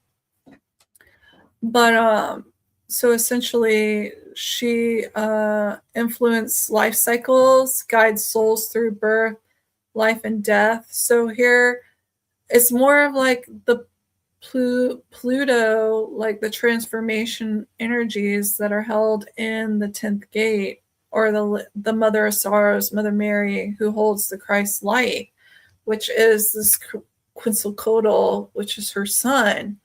And for those that aren't familiar with Pluto, it is in astrology like it's the Scorpion. It's Scorpio, right? So Scorpio is all about transformations, about the taboos, life, death, sex, But if you look at the tile here, you can see it almost takes on a scorpion type tail. Like, this is just looking at it from my perspective. Like, if you look behind her, this right here, just, it gives me scorpion energy, right? And I'll be honest, I'm Pisces and I saw a scorpion. Yeah. So it's and there's like these little creatures. Like, we could really I could probably dissect this more if I had more time, but essentially she is the mother of Jesus. This is Mary, essentially, in my perspective. So what's interesting is that she had a flower, and like I was saying, to heal things on a macro to micro level, we got to sometimes look at things, and that includes the kingdoms. What do I mean by the kingdoms? The elemental kingdoms, the plant kingdom, the mineral kingdom, the animal kingdom. It all kind of falls within the same influency. So another aspect of my career is I work with flower essences, and an essence of the flower is basically an energy of a flower that's been captured in water using sunlight. So there's like these sonic geometries of a flower, and every flower on the planet targets a different emotion, a different imbalance. If you're trying to bring about healing to something, there's typically a flower for it. So what was interesting is she was actually connected to the hibiscus. And it's like, okay, well, let's work with the flower kingdom, and we're going to take the flower essence of the hibiscus, and we're going to run it through the entire planet, to bring healing to the 10th gate. And what was fascinating is, like, after doing that, several weeks later, I got this confirmation, which says a rare blue hibiscus has appeared in Hawaii for the first time in 10 years. And those who don't know, the Hawaiian gate is a very, very powerful gate. And it just basically confirmed all the work that we had been doing to kind of re-anchor and move through the 10th gate and get everybody back connected to the full source spectrum and the Godhead was working on a planetary level, and even in the kingdom level there was that sign that was given. So I took that as a divine sign from source creator that like we were on the right pathway. And then moving on, so there's this Scorpio king in Hindu mythos, and this goes back. Can you see this? You probably can't see it. I see a hyperlink. Yeah, I'm not going to be able to open it. I'm wondering, can you hear this if I play it? We'll find out. Can you hear that? I don't hear anything right now. Okay, so essentially, there was a man who was stung by a scorpion, and Brahma was impressed by this, and there was like this devil-like energy that came in, and basically was challenging Vishnu, and was saying that he was the ultimate ruler when he was not, and Vishnu, to me, can be looked at as Jesus in this story. And then his mom was there, which was Mary, but you had this bad guy. I forget his name now, but I think it's Yama. I can't remember. He's the one that Narasima ends up destroying, right? Right.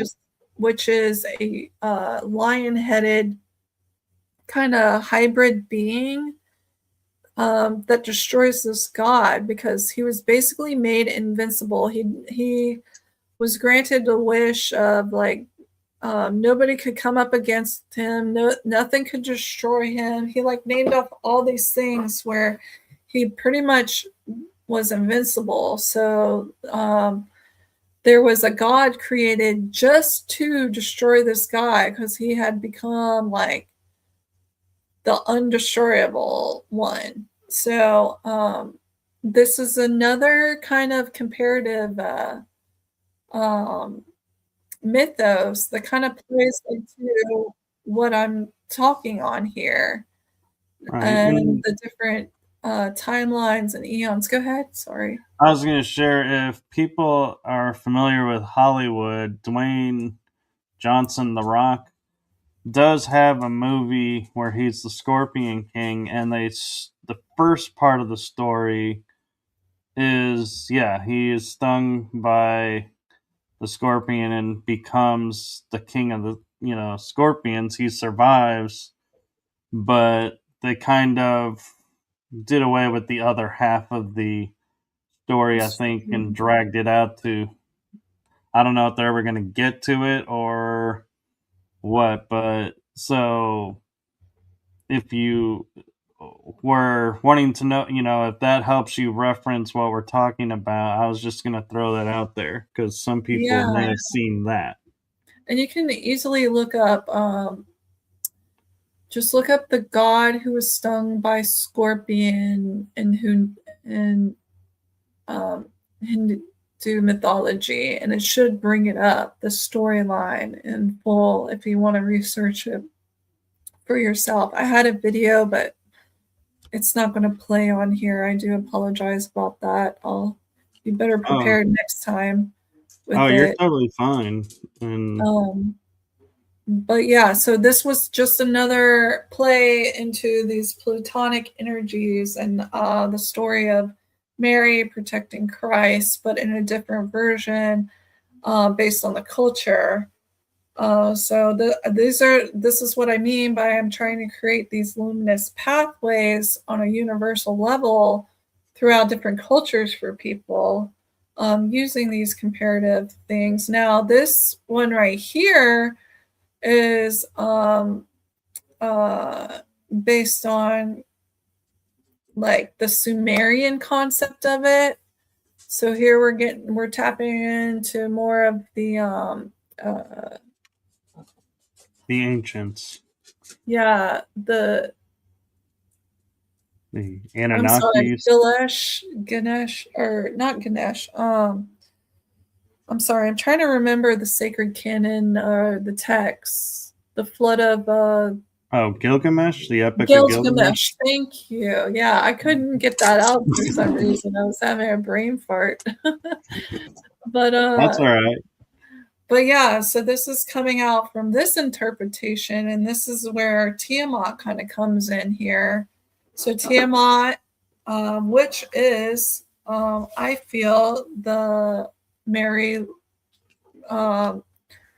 Mary, Mother of Sorrows, the protector of Christ's light. She creates these scorpionic men to kind of fight and defend the Christ light.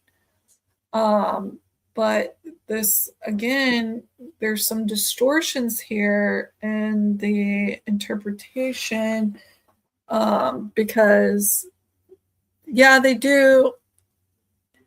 Yeah, scorpionic energy can be seen as chaos, but most importantly, some people's chaos is actually transformation, like Mother Nature. Like, people would label Mother Nature as chaos, like if she had a storm or whatever come through, but sometimes that energy is needed to kind of clear out and cleanse a place and actually birth anew.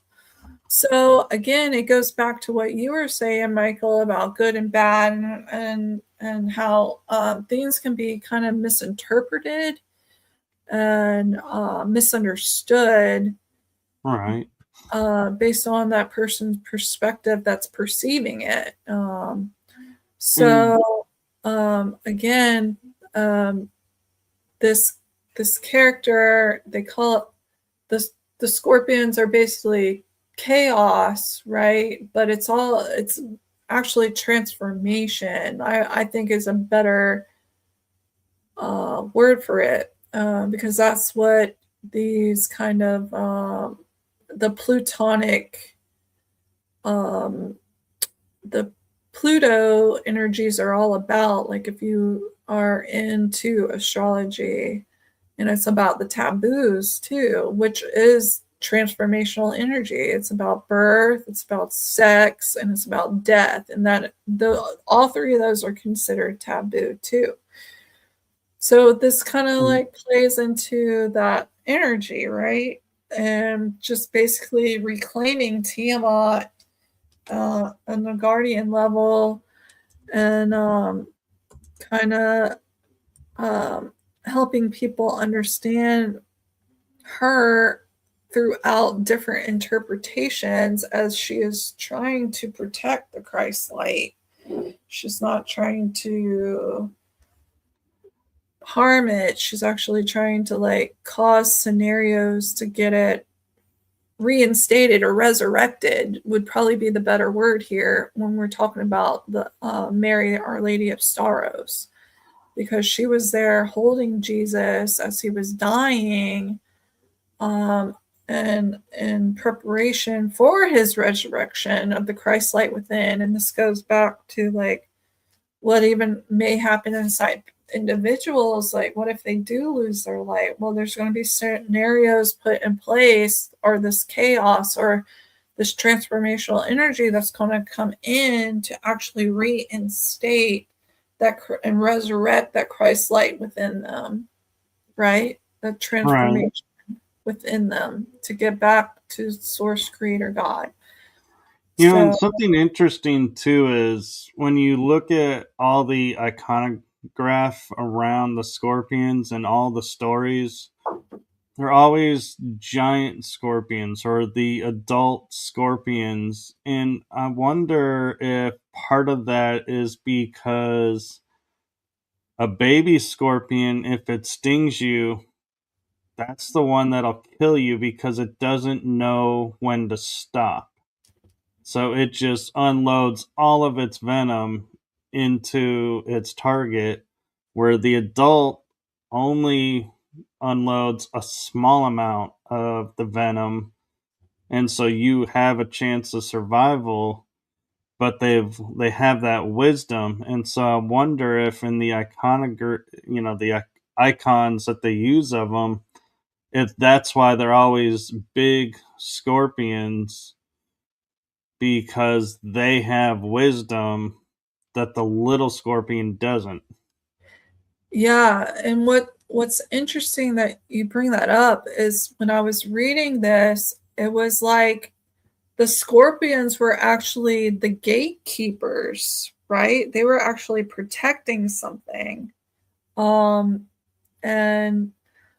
I almost feel like there's the seven that keeps playing a role, like the seven swords, the seven scorpions, and then I could take it over into the Gnosticism understanding of the seven spheres. So the seven spheres are basically these archonic gatekeepers, right? And they're Right. the ones that keep us trapped here. And you have to have a password for each sphere to follow through. Well, my understanding is it's the seven planets, the innermost planets, which actually control the material realm here. Whereas the outer planets past that, including Pluto, are more about a subconscious level.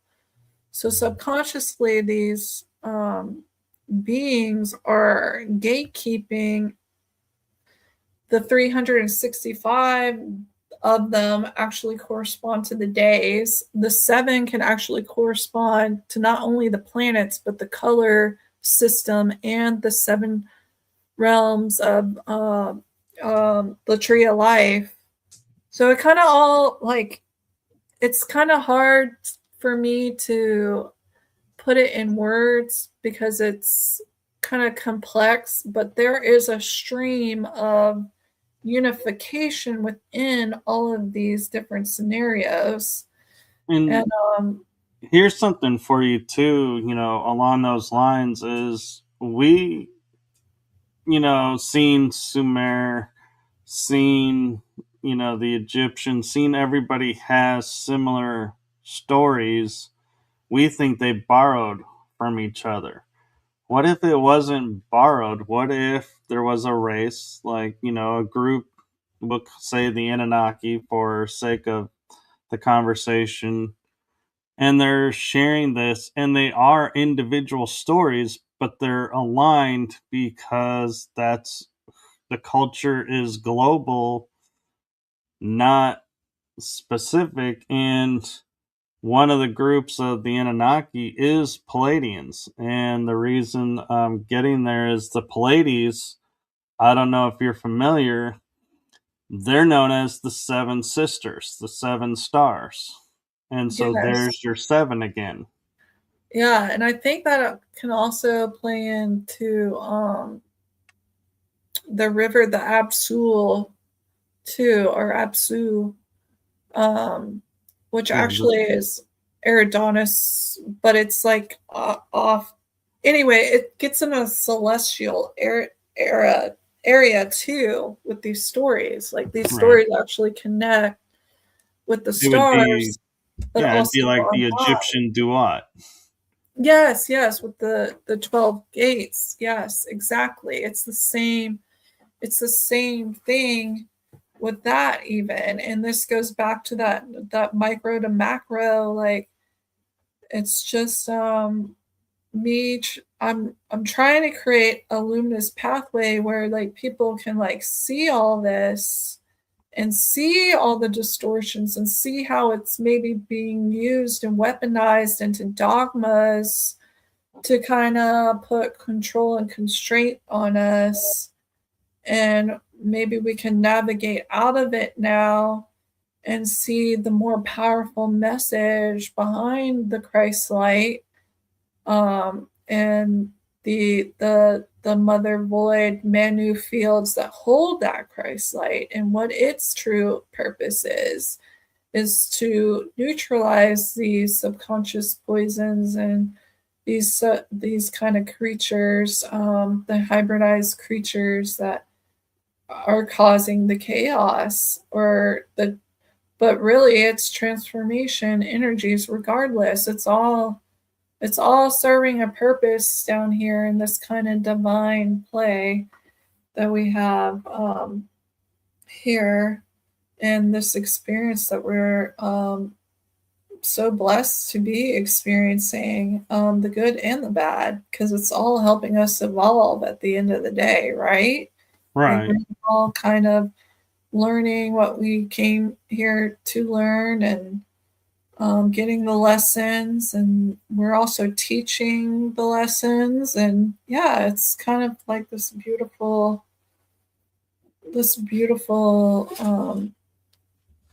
journey, that we're lucky God let us be able to have here. um And I find it a blessing that, there are individuals who, you know, they may not consider themselves gifted, like they're not mediums, they're not contactees, they're not experiencers. They're researchers, but researchers have a gift of putting information together and seeing information in a way others don't, and that is a gift in itself. And so I don't view them as not gifted, I view them as equally gifted. Yes. Yeah. If somebody's devout in their studies enough and they're able to bring forward something that actually, just think about all the pivotal people who have brought information forward that completely changed the planet and changed the way we look at things and do things. Like, if it wasn't for those researchers that were able to like put it in a conceptual and context in a way where everybody could understand, then like eh, we would still probably be in the Stone Age. Right. It's just really beautiful to see, um, different people able to bring information forward, and the people that actually can gather that information see the bigger tapestry and put it in a way where everyone can understand it.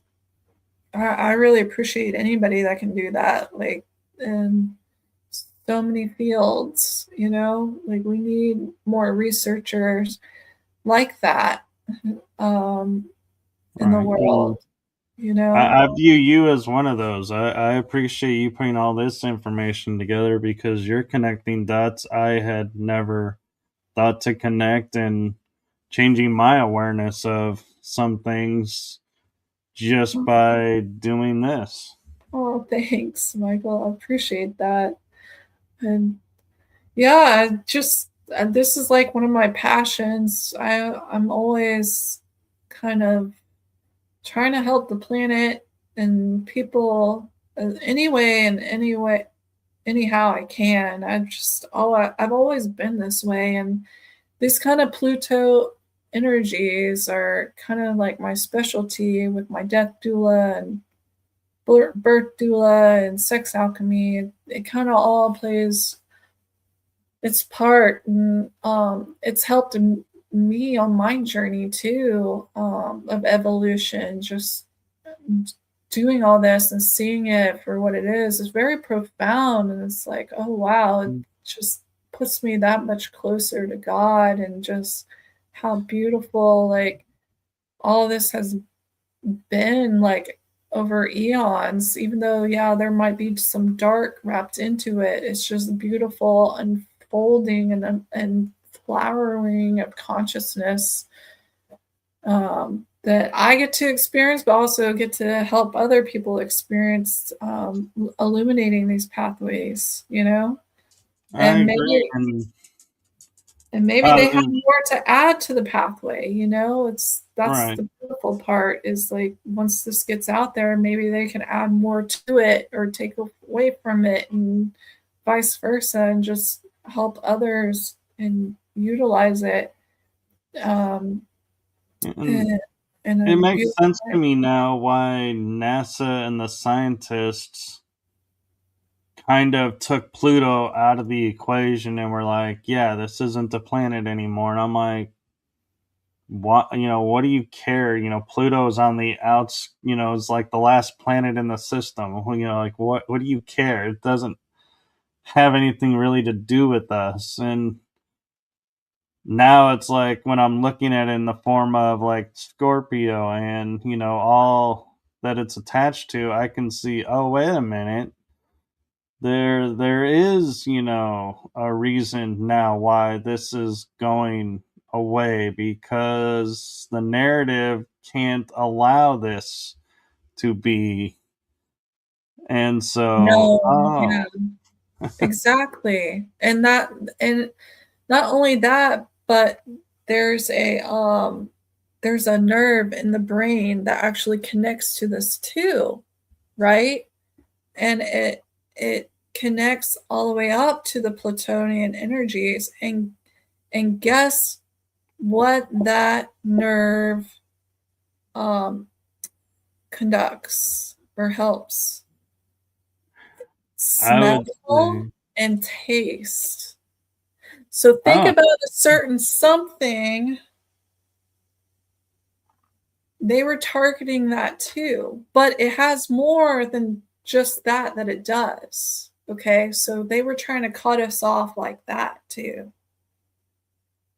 So it gets way more in depth than people realize this. And I've spoken about this on another podcast. I won't bring it up, but I went into the depth of the 10th gate and the targeting of certain um,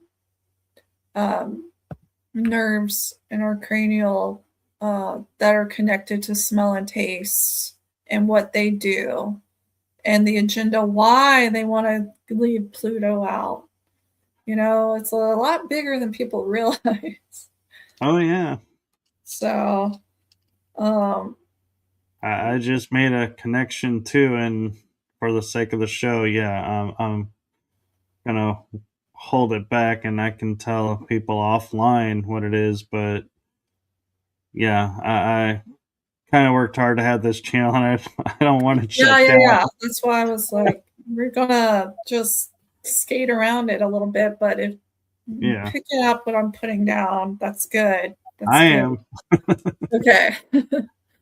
So back to this presentation. So we go into so we just got through with the body, as well as the kind of uh, mythos, the comparative mythos of it, right? Well, now we're getting more into like the planetary and the celestial understanding.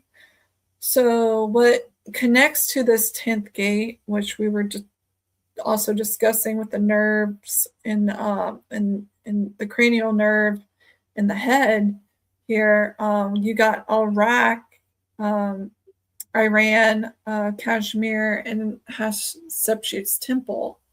And we all know that there's a big, I don't know what to talk about, if we're allowed to talk about this, Michael, the war that's going on. Are we allowed to talk about that? I tend to. Kind of, okay. I Well, look at it in the esoteric, like hidden okay. away of it, but I don't do the political or Oh, okay. I that see. kind of.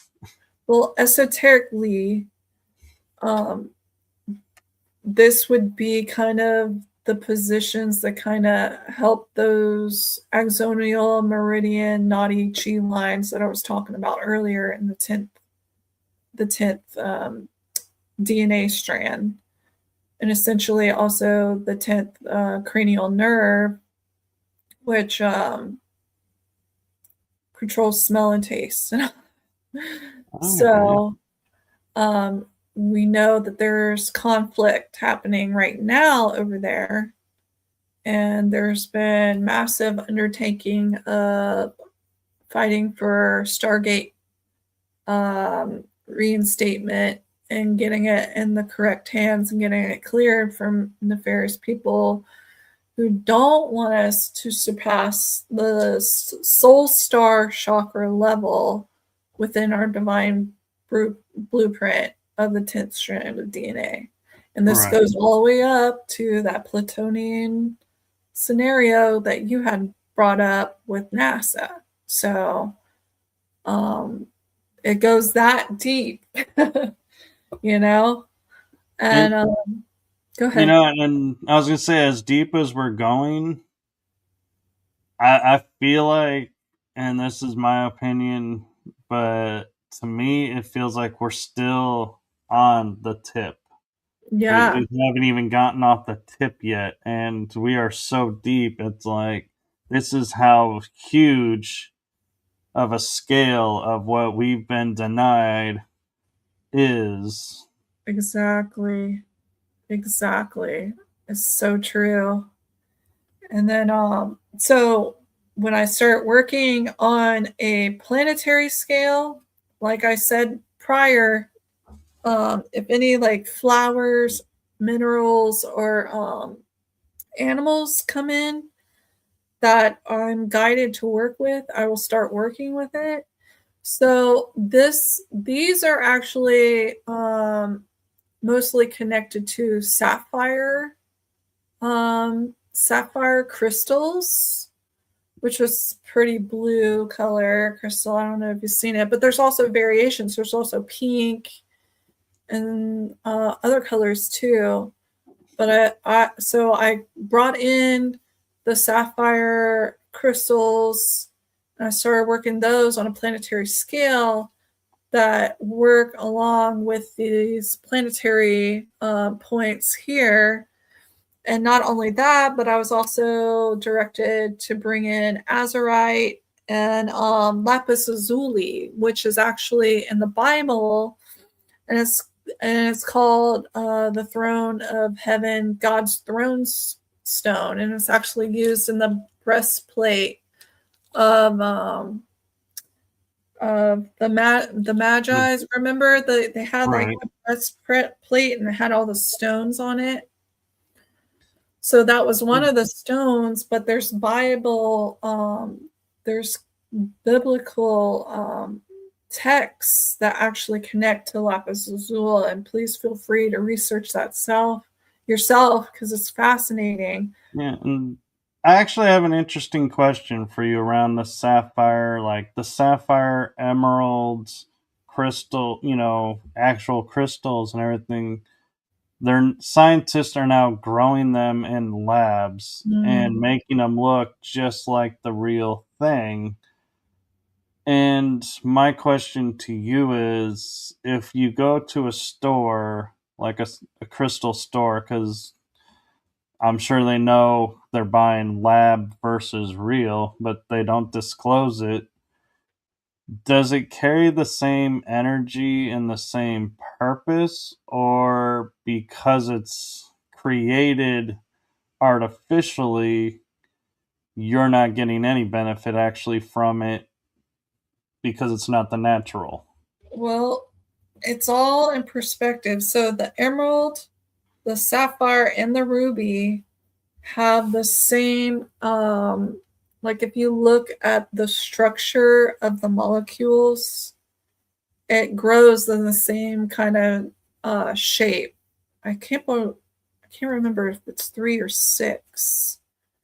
um I should know this, sorry, but No, you're fine. It was a it, question nobody probably thought would ever come up. I would always prefer the organic versus a lab grown. But honestly, sometimes it is extremely difficult. Like I know of a gentleman, he's a dealer and sometimes he even gets caught up on like, is this real? Is this fake? You know, it's getting harder and harder to tell. And honestly, we can talk about in vitro, and we could talk about babies and stuff like that. Like, does that make them any less, like if they're created in a lab and then inserted in a mother, or just if they're not even inserted in a mother, does that, you know, there's all these like little nuances that we could really like go down, not only with stones, but just like comparatively, like, I don't know, we could get really philosophical here, but I would always want organic, you know, versus lab grown. Yeah, it's like I say, we're going down the rabbit hole, and every time you think you hit the bottom, it opens up again and becomes deeper and deeper. So in reality, it's, you decide how far down the rabbit hole you want to go, because I don't think we'll ever, in my experience, ever have anyone that sits there and goes, hey, this is the rock bottom of the rabbit hole. Here's Right. everything you need to know. And we're like, hey, we finally got all the answers. It's like, no, because I No. inevitably feel like somebody is going to come up with a question and rip that hole Right. open. And it's like, oh, we thought we were done. And then, not to like get super off topic, but have you seen the diamonds that are made, like you take the person's ashes, Oh, yeah. right? And they turn them into a diamond. So there's like that scenario. And it's like, well, if they're just now telling us about this and doing this means they've probably been doing this way longer. So how many of these diamonds and rubies and emeralds and whatever are actually people?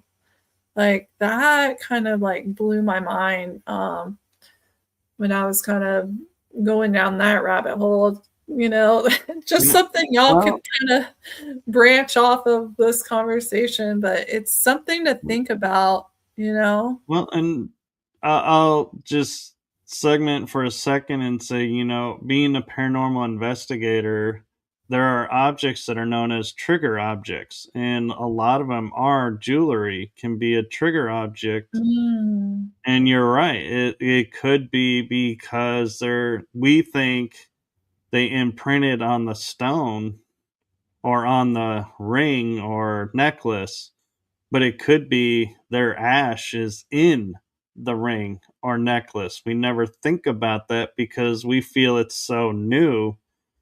But you're right. That probably has been done for centuries, and we just are now, quote unquote, disclosing that this is an option. yeah, yeah. So it's all, there's nothing new under the sun, you know? We think it's all new, but a lot of this is just, it's coming to the surface, but it's been going on. I mean, we could say that about so many conspiracies, right? Like, Right. it's all been done before. It's just now it's coming out of the dark into the light, and people are getting awareness of it. Yeah, and So, it's almost like I want to say, for all you people out there that think disclosure isn't happening, hey, we just disclosed something for you. So disclosure is happening. it's happening right here. You got a first row seat. Okay, so this is going to get into more of the celestial aspects of it. So not only is Pluto connected to it, but also the Scorpius constellation, which, hello, Scorpions, that's you guys. You're this dwarf planet, that's you. Um, so again, the Scorpion comes into play here. Also, Vega, which is in one of the Lyran contexts. So Vega is even higher than Pluto. So on the smallest planetary scale, it's this. and then it moves up to the constellation, then the planet, and then to the celestial planet Vega. So again, I'm reiterating the nesting patterns, right?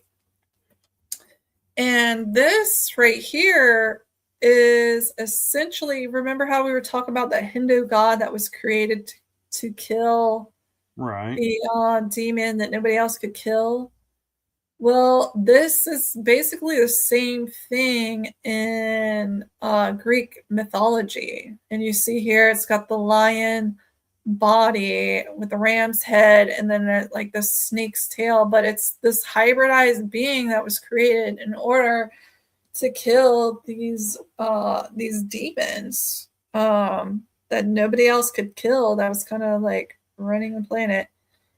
So again, this is more comparative connections that I made when I was kind of unlocking a lot of this stuff. And this goes back into Tiamat too, because Tiamat consciousness is held within this Kepler belt. So Tiamat was a planet that was exploded.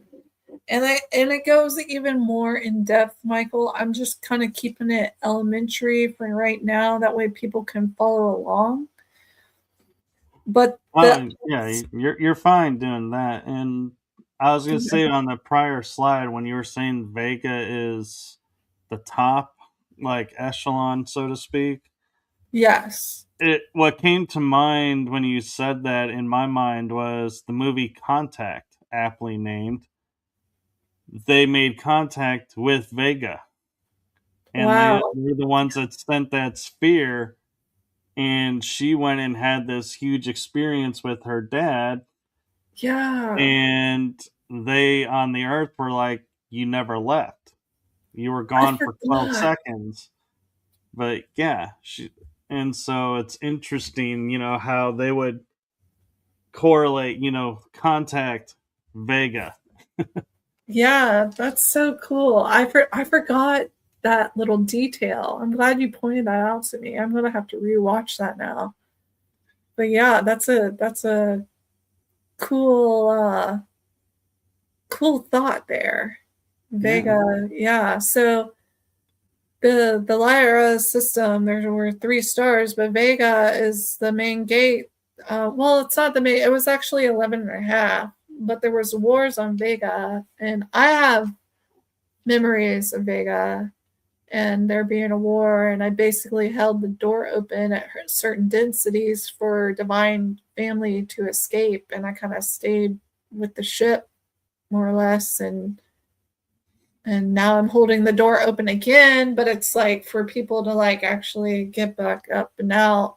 Right. So the Lyran Wars did a lot of quote unquote damage, but not really, because we've learned, what we're conceiving or perceiving as damage, not really how they're perceiving it. And so yeah, it's a tricky thing, is because we're still looking at it through Earth filters, not galactic filters, and we could go on a tangent on that alone for a few hours. But yeah, we'll stick to this, and like you're saying, the brief is great, because that's what I love to do. Is I love to give people ideas and let them derive their own conclusion.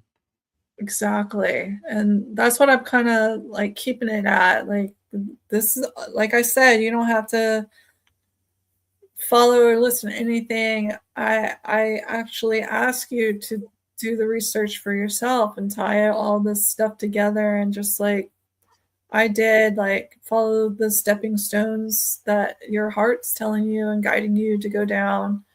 But again, this all connects to like the Tiamat consciousness, which is a planet that was exploded and is now the part of the Kepler belt. And then you have these dwarf planets that are also out there. And remember, the 7 inner planets run the material, whereas all the other planetary systems on the outside, kind of tie into the more subconscious. This is why it's called Solomon's seal. It's like David's ring. There's a seal and it's got the 7 planets, and supposedly it's the Star of David with 7 planets around it, but he was supposed to be able to control everything with this ring, right? This magical ring. Well, it's actually like the 7 archons or 7 planets on the inside, which they influence the material realm. Like there's spirals inside of spirals here of energy, and we get hit and influenced by these energies as we're also spiraling and spinning through the galaxy. So the astrology aspect is actually playing into our field as we're moving along, and people are just so disconnected from the macro and the micro sometimes because it's out of sight, out of mind. We don't think like this. So this is playing into the nesting things. And we also have the moon. The moon is basically considered part of that consciousness of Tiamat. But I'm just trying to help people understand. So the Kepler belt's out here right next to like the Plutonian energies, like it's in with that. And what's cool about this one right here is it's egg shaped, which I found interesting because I'm sure there's more, but I found it interesting that it was like an oblong versus like a more spherical, like the moon and whatnot, and the planet Earth. I agree. It is really interesting, because we're always told, oh, planets are spheres, and they are sphere, and there's a reason they're sphere, and because of the music of the spheres, the harmonic frequency and everything. But we define sphere as being round, and we may be wrong about that, and a sphere is round or more oval, in which case everything is still right, but we are basing our perception on something we've been told it is. And that goes back to the senses and stuff like that. Like we get stuck in like the materialism of things, and our understanding of things, and we need to try to move out of that more into like an esoteric, understanding. What I find interesting too is like Haumea. To me, when I first looked at it, it looks like an inverted UFO. Like we've been told, like it's the disc with the dome in the middle of it kind of image. And I'm like, is that a planet or a ship? I mean, some people would argue that too, because some of these I call it satellites, but it's more of like a dwarf planet, just like Pluto. But they could very well be. There could be life on it. There could be just consciousness, like highly evolved interdimensionals. And it could be a craft that ran out of fuel and got stuck in orbit, and now we're like, hey, we got a planet. Just cruising the outer rim here, it could be like, and that's what I think is so exciting about astrophysics and astrology, and is just there's so much that is still unknown. Even on our planet, there's still so much that's unknown, but it's exciting to think about all that's hidden our way. New discoveries every day. It makes me excited. Exactly. So going back to some comparative stuff. So these are kind of some of the guides I work with when I'm unlocking things, and they are actually connected to this consciousness. So you have the blue Tara, both in the Buddhist tradition, and this is more Asian tradition right here, the Blue Tara. And this is the Hindu tradition. This is Nila Saraswati, is a form of Saraswati that I work with. But they're kind of like, just like I was comparing the Lady of Sorrows earlier with all these other mythos, like these are all kind of the same, just in different regions. Comparatively, they're very, very similar. Each one is very powerful in its own right. But if you research it, just look up the Blue Tara. There's the Buddhist one, and then there's this one, and then it's Neela, Neela, for the Hindu tradition. But it's kind of the same energy stream. I guess that's what I could call it. And then also one more archetype would be Saint Christopher. So Saint Christopher is Anubis. He's the dog-headed. He is the dog-headed god of the underworld. Yeah. The guide for the underworld. So the underworld is actually the overworld in my perspective. Okay? Up is down, left is right. Like, things are so backwards here. So the underworld is actually overworld. And Anubis, to me, who is the guardian of Shulat, that is the 12 tree of life for me. That is the divine blueprint. He is the carrier of the Christ light. He is the void energy. He is the one who either will neutralize you or send you back. And this is why there's, if you actually read St. Christopher's story, he supposedly was with the devil and then he went back to Christ. But, that goes into the neutralization of the Manu fields, because all the naughty ones get sent there, right? Right. All the naughty ones get sent into the void field to be neutralized and to be brought back into the Christ light. And so, interesting fact is Saint Christopher is the patron saint of travelers, and you have Anubis who guides you from your point of transition to judgment to where you're going next. So he's not really, like, in essence, Osiris is the god of the underworld. He rules the underworld, but Anubis is the travel guide. Kind of like St. Christopher is the patron saint of travelers, so he's your travel guide. And the same with Tara, too. She's the same. She's the travel guide. And that's one reason why I work with them so closely, is because after realizing this, it's kind of influencing along the same energy streams, as well as we come over here to this one. Like, it's all kind of together. Like, she's holding Christ's light. She's the Lady of Sorrows. She's the one that's sending out the beings to protect the Christ light and resurrect it, or help it resurrect. So it's just a beautiful. I hope y'all are following me the way I'm.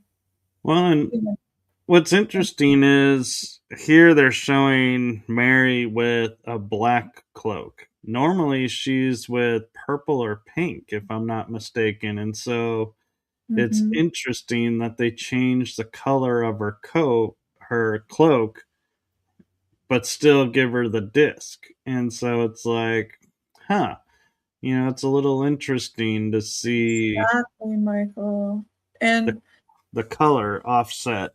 And people would probably know this as the Black Madonna, which that's another thing we could, like, go down a rabbit hole, is how there are certain cultures that have taken the Black Madonna and turned it into something evil and used it for dark purposes where it's not supposed to be used like that. You understand where I'm going with it? With like, oh yeah, the Santa, I think it's called Santa Maria and things like that. Like there's forms of like witchcraft that go with the Black Madonna. Is essentially what I'm saying. Right. But the true divine purpose of her is she's the carrier of the Christ light. She's the protector of it. In my heart of hearts, she is that Manu void field that's carrying us. It's carrying everything. And she's the one that helps it resurrect. And she cries for it and she neutralizes its poisons. So it can be resurrected. That in my heart of hearts is like what I feel. And it's been so distorted and regurgitated. And we've kind of lost sight of like the original purpose of it. So yeah, another thing I wanted to bring up, I was going down this path, is I kind of unlocked something on a celestial level, and I just wanted to put it out there for my other celestial grid workers just in case. So this is the Hindu god of Aquarius, and the reason why this came up is because, you know, the Lady of Sorrows, she had the 7 swords that pierced her heart. So for whatever reason, I got an inkling to look up, you know, the 7 of Swords and the tarot deck, which also ties into the stars. If you, and the 72 different archetypes, you know, if you look into the history of tarot, it all ties in to the macro and the micro. So when I looked into it, there was this rope, right? And I've been working on another incident, but I'm not going to go into it right now. But basically, this rope, this pasha, was revealed to me. And there are certain star systems that I'm working with, and I discovered that the star systems I was working with, any of the gods that were connected to that star system that was holding this, it's a noose essentially, it's a rope. It is connected to black holes. So the Aquarian star system has a black hole in it, as well as some other ones that I'm currently working with some guardians on clearing and like kind of helping with some stuff that's going on in Uluru with the silver cord and stuff. So I unlock the symbology of the noose here. And I came about this because there was other enchantments. Like, I don't know if you know this, but in witchcraft, they use like a magic circle.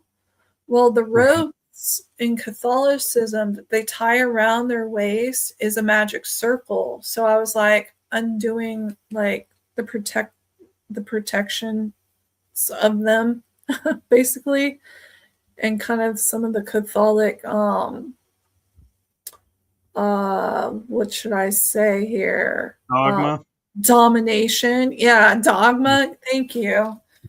I was trying to like reverse all of that, as well as like the mosaics that use the ropes, because it also ties into Capricorn too, the ropes. And then there was stained glass windows that also tied into ropes and some of the enchantments on the cathedral. Because another thing I do is like I can unlock like pictures, and I've done so much.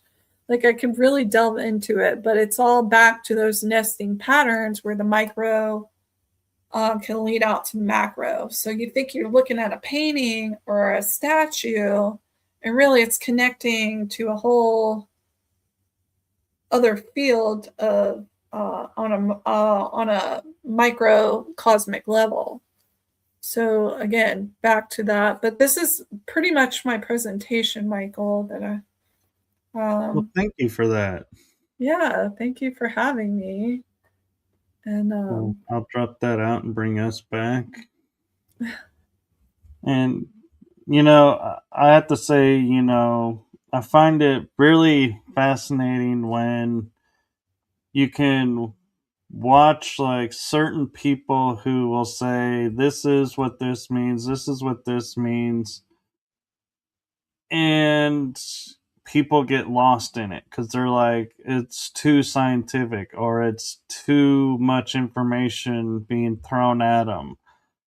Whereas you get other speakers like you, Micah Dank, I feel like is in this category too, where you're presenting a lot of information, but you're presenting it in such a way that you're not overwhelmed. You're like, I can follow, I can see, I get it. Okay, I'm learning. And I think that that's a beautiful aspect of it. And sorry, I just noticed Terry was asking a question, and I'm not sure if he's referring to the picture, but he says, is that a face or mask in the middle of the noose?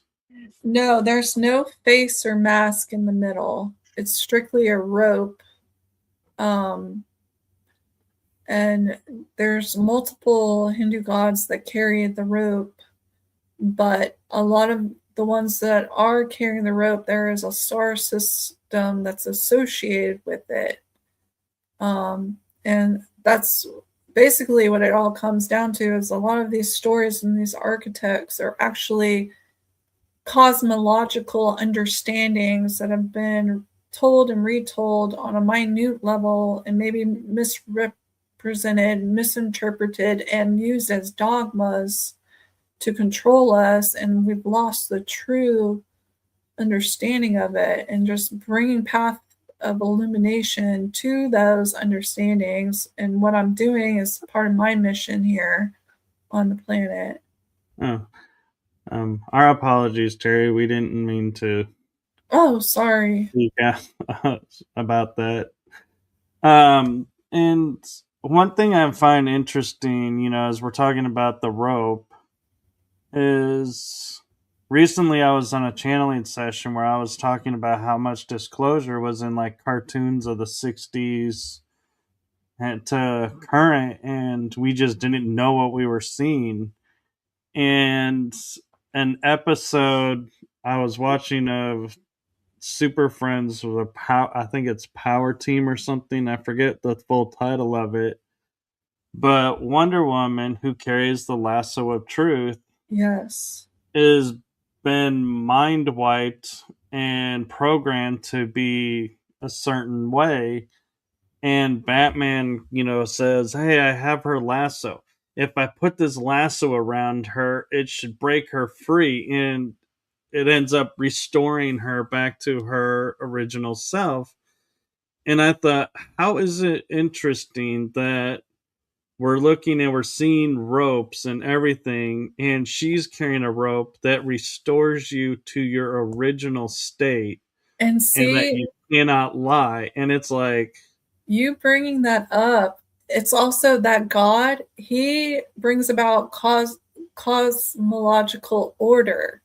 So he uses the rope, he lassos you with the rope, and it's the same thing like you're saying yeah, here right now. And he also rides the Makara, which is chaos, but he brings divine order. It's Aquarius. They have this, the scales and everything like that. So if you think about Aquarian energy, it's the same thing you're talking about with the rope.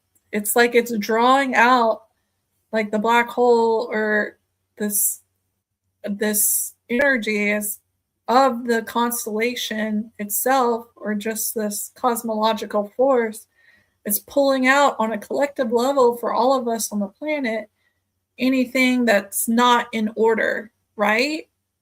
It's like Right. Wonder Woman's rope is being wrapped around the collective, and now, boom, disclosure.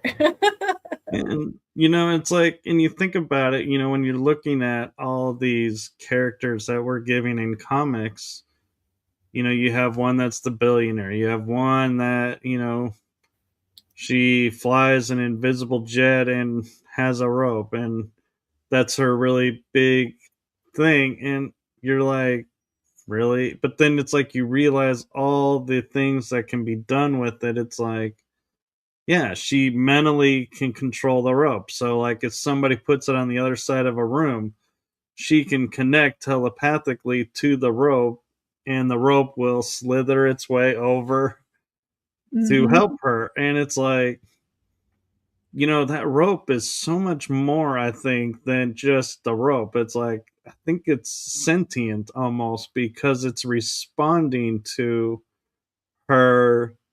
And then it's like, and it gets you to go, well, if a rope can be sentient, what else in our world that we think is just laying around doing nothing is actually sentient life going through its process? Well, that's why I brought up the monks who wear ropes around their waists. People just think it's part of their outfit. No, there's actually a ritualistic purpose to it. It's supposed to protect them. It's like a protective circle, you Right. know? So yeah, you're touching on some good stuff there. It happens. No, but The- so thank you for coming on, and I'm so grateful we were able to do this at a time where we had time to fully unfold this and didn't have to rush through it. And also, I'm also grateful that I'm in a place in my life right now to where I can do mornings if necessary, or afternoons, evenings, to share this information out and be more open in the schedule. Because I feel like if I had said to you, oh, I have to do it in the evening, may not have been so, open and free flowing. It would have been more constricted, because we're like, oh, I got other things to do, and I got this and that. Where in the morning, it's like, hey, I got the rest of the day. So it's yeah, perfect. it worked out perfect. Yeah, thanks for being open and having me on here. I really enjoyed talking with you. You brought up so many great tips and things and discussion points. I really appreciate that. You're a very good interviewer. Well, thank you. And it's funny you say interviewer, because I'll say to people, I just do conversations. I don't do interviews. I Well, don't interview I people. enjoyed talking to you, just like at the disclosure conference. I enjoyed talking to you there too. So Right. it's And nice to have this discussion today. I was talking yesterday with Brad Olson and Tony Rodriguez and Alex Collier, and one of the things we were saying is, you go to conference and you say, I want to talk to this person, I want to talk to this person, and you're in an informal setting talking to the person, and then you introduce yourself, and they're like, oh my god, I wanted to talk to you, and they're like, see, you did. And it's amazing how connections are made. And I remember meeting you at the conference, and I was like, and I heard your name, but I was like, I couldn't really place it because I wasn't active on social media much. And then I came across Marvel Bliss on TikTok and on Facebook, and I was like, hey, this person looks really cool. This, would be a really cool person to have on. And then I realized, oh my God, I met this person. I know this person. That's hilarious. Yeah. Yeah, it's great connecting with people. I loved the disclosure conferences. Those were so fun. Hopefully they pick up soon again, because I'd love to see everybody again. Are you local there in Florida? I'm actually in Texas. Oh, wow. Okay. Cool. So I'm like in the middle because a lot of the conferences are Sedona or Colorado to the left, or Shasta, which is to my left, or Florida. And it's like, that's to my right. It's like, nobody really does conferences here. And if they do, it's always like, I find out after the fact. And I'm like, oh, I no. totally would have went if I had known that was here. Yeah. I wish there was more all over. We just need them everywhere. We do, and they're getting there. Yeah, they are. They're a lot more than there used to be, that's for sure. Very true. And I do have a message for you, and it's a message I like to give all of my guests, and that is from my heart and the heart of my shows to you. Thank you for what you're doing for humanity. It's seen, felt, heard, and so appreciative. And in your case, so poignant in today, that thank you for putting this together and sharing it and being you. Thank you. Yeah, thank you from my heart to you. I sincerely thank you for having me on today and giving me the space to do this. And I appreciate what you do too, and what you bring to the table during this was just as poignant as mine. So we had a good flow here. So Yes, and it's great. do follow along on, Marvel Bliss on TikTok, and she's on Facebook. You can follow me on my shows on YouTube and Rumble, and you never know, Marvel Bliss may be making another appearance, if I'm going to cross my fingers, if divine timing works, we'll have her back on and we'll continue this, because I feel like there's more to what she has to share with us than what we were able to cover in this almost 3 hours. And it's like amazing when you get situations and guests like that, that it's like, yes, they can be repeat guests, but the information, I try my best to always be different when I have them on and not repeating the same story over and over. Exactly. That would be lovely. I'd look forward to that. If we do plan it in divine timing and everything works out, we'll do it. Yes, and thank you to everyone in the chat room and everyone who's watching. And with that, I'm going to say, normally I would say good night because most of my shows are at night. I'm going to say instead, have a blessed afternoon and rest of your day. And thank you again, Marvel, for trusting me to come on the show and sharing what you had to share. Thank you for having me. It was an honor to be here. Appreciate it. And I hope everyone has a great day. All right. Bye-bye, everyone. Bye.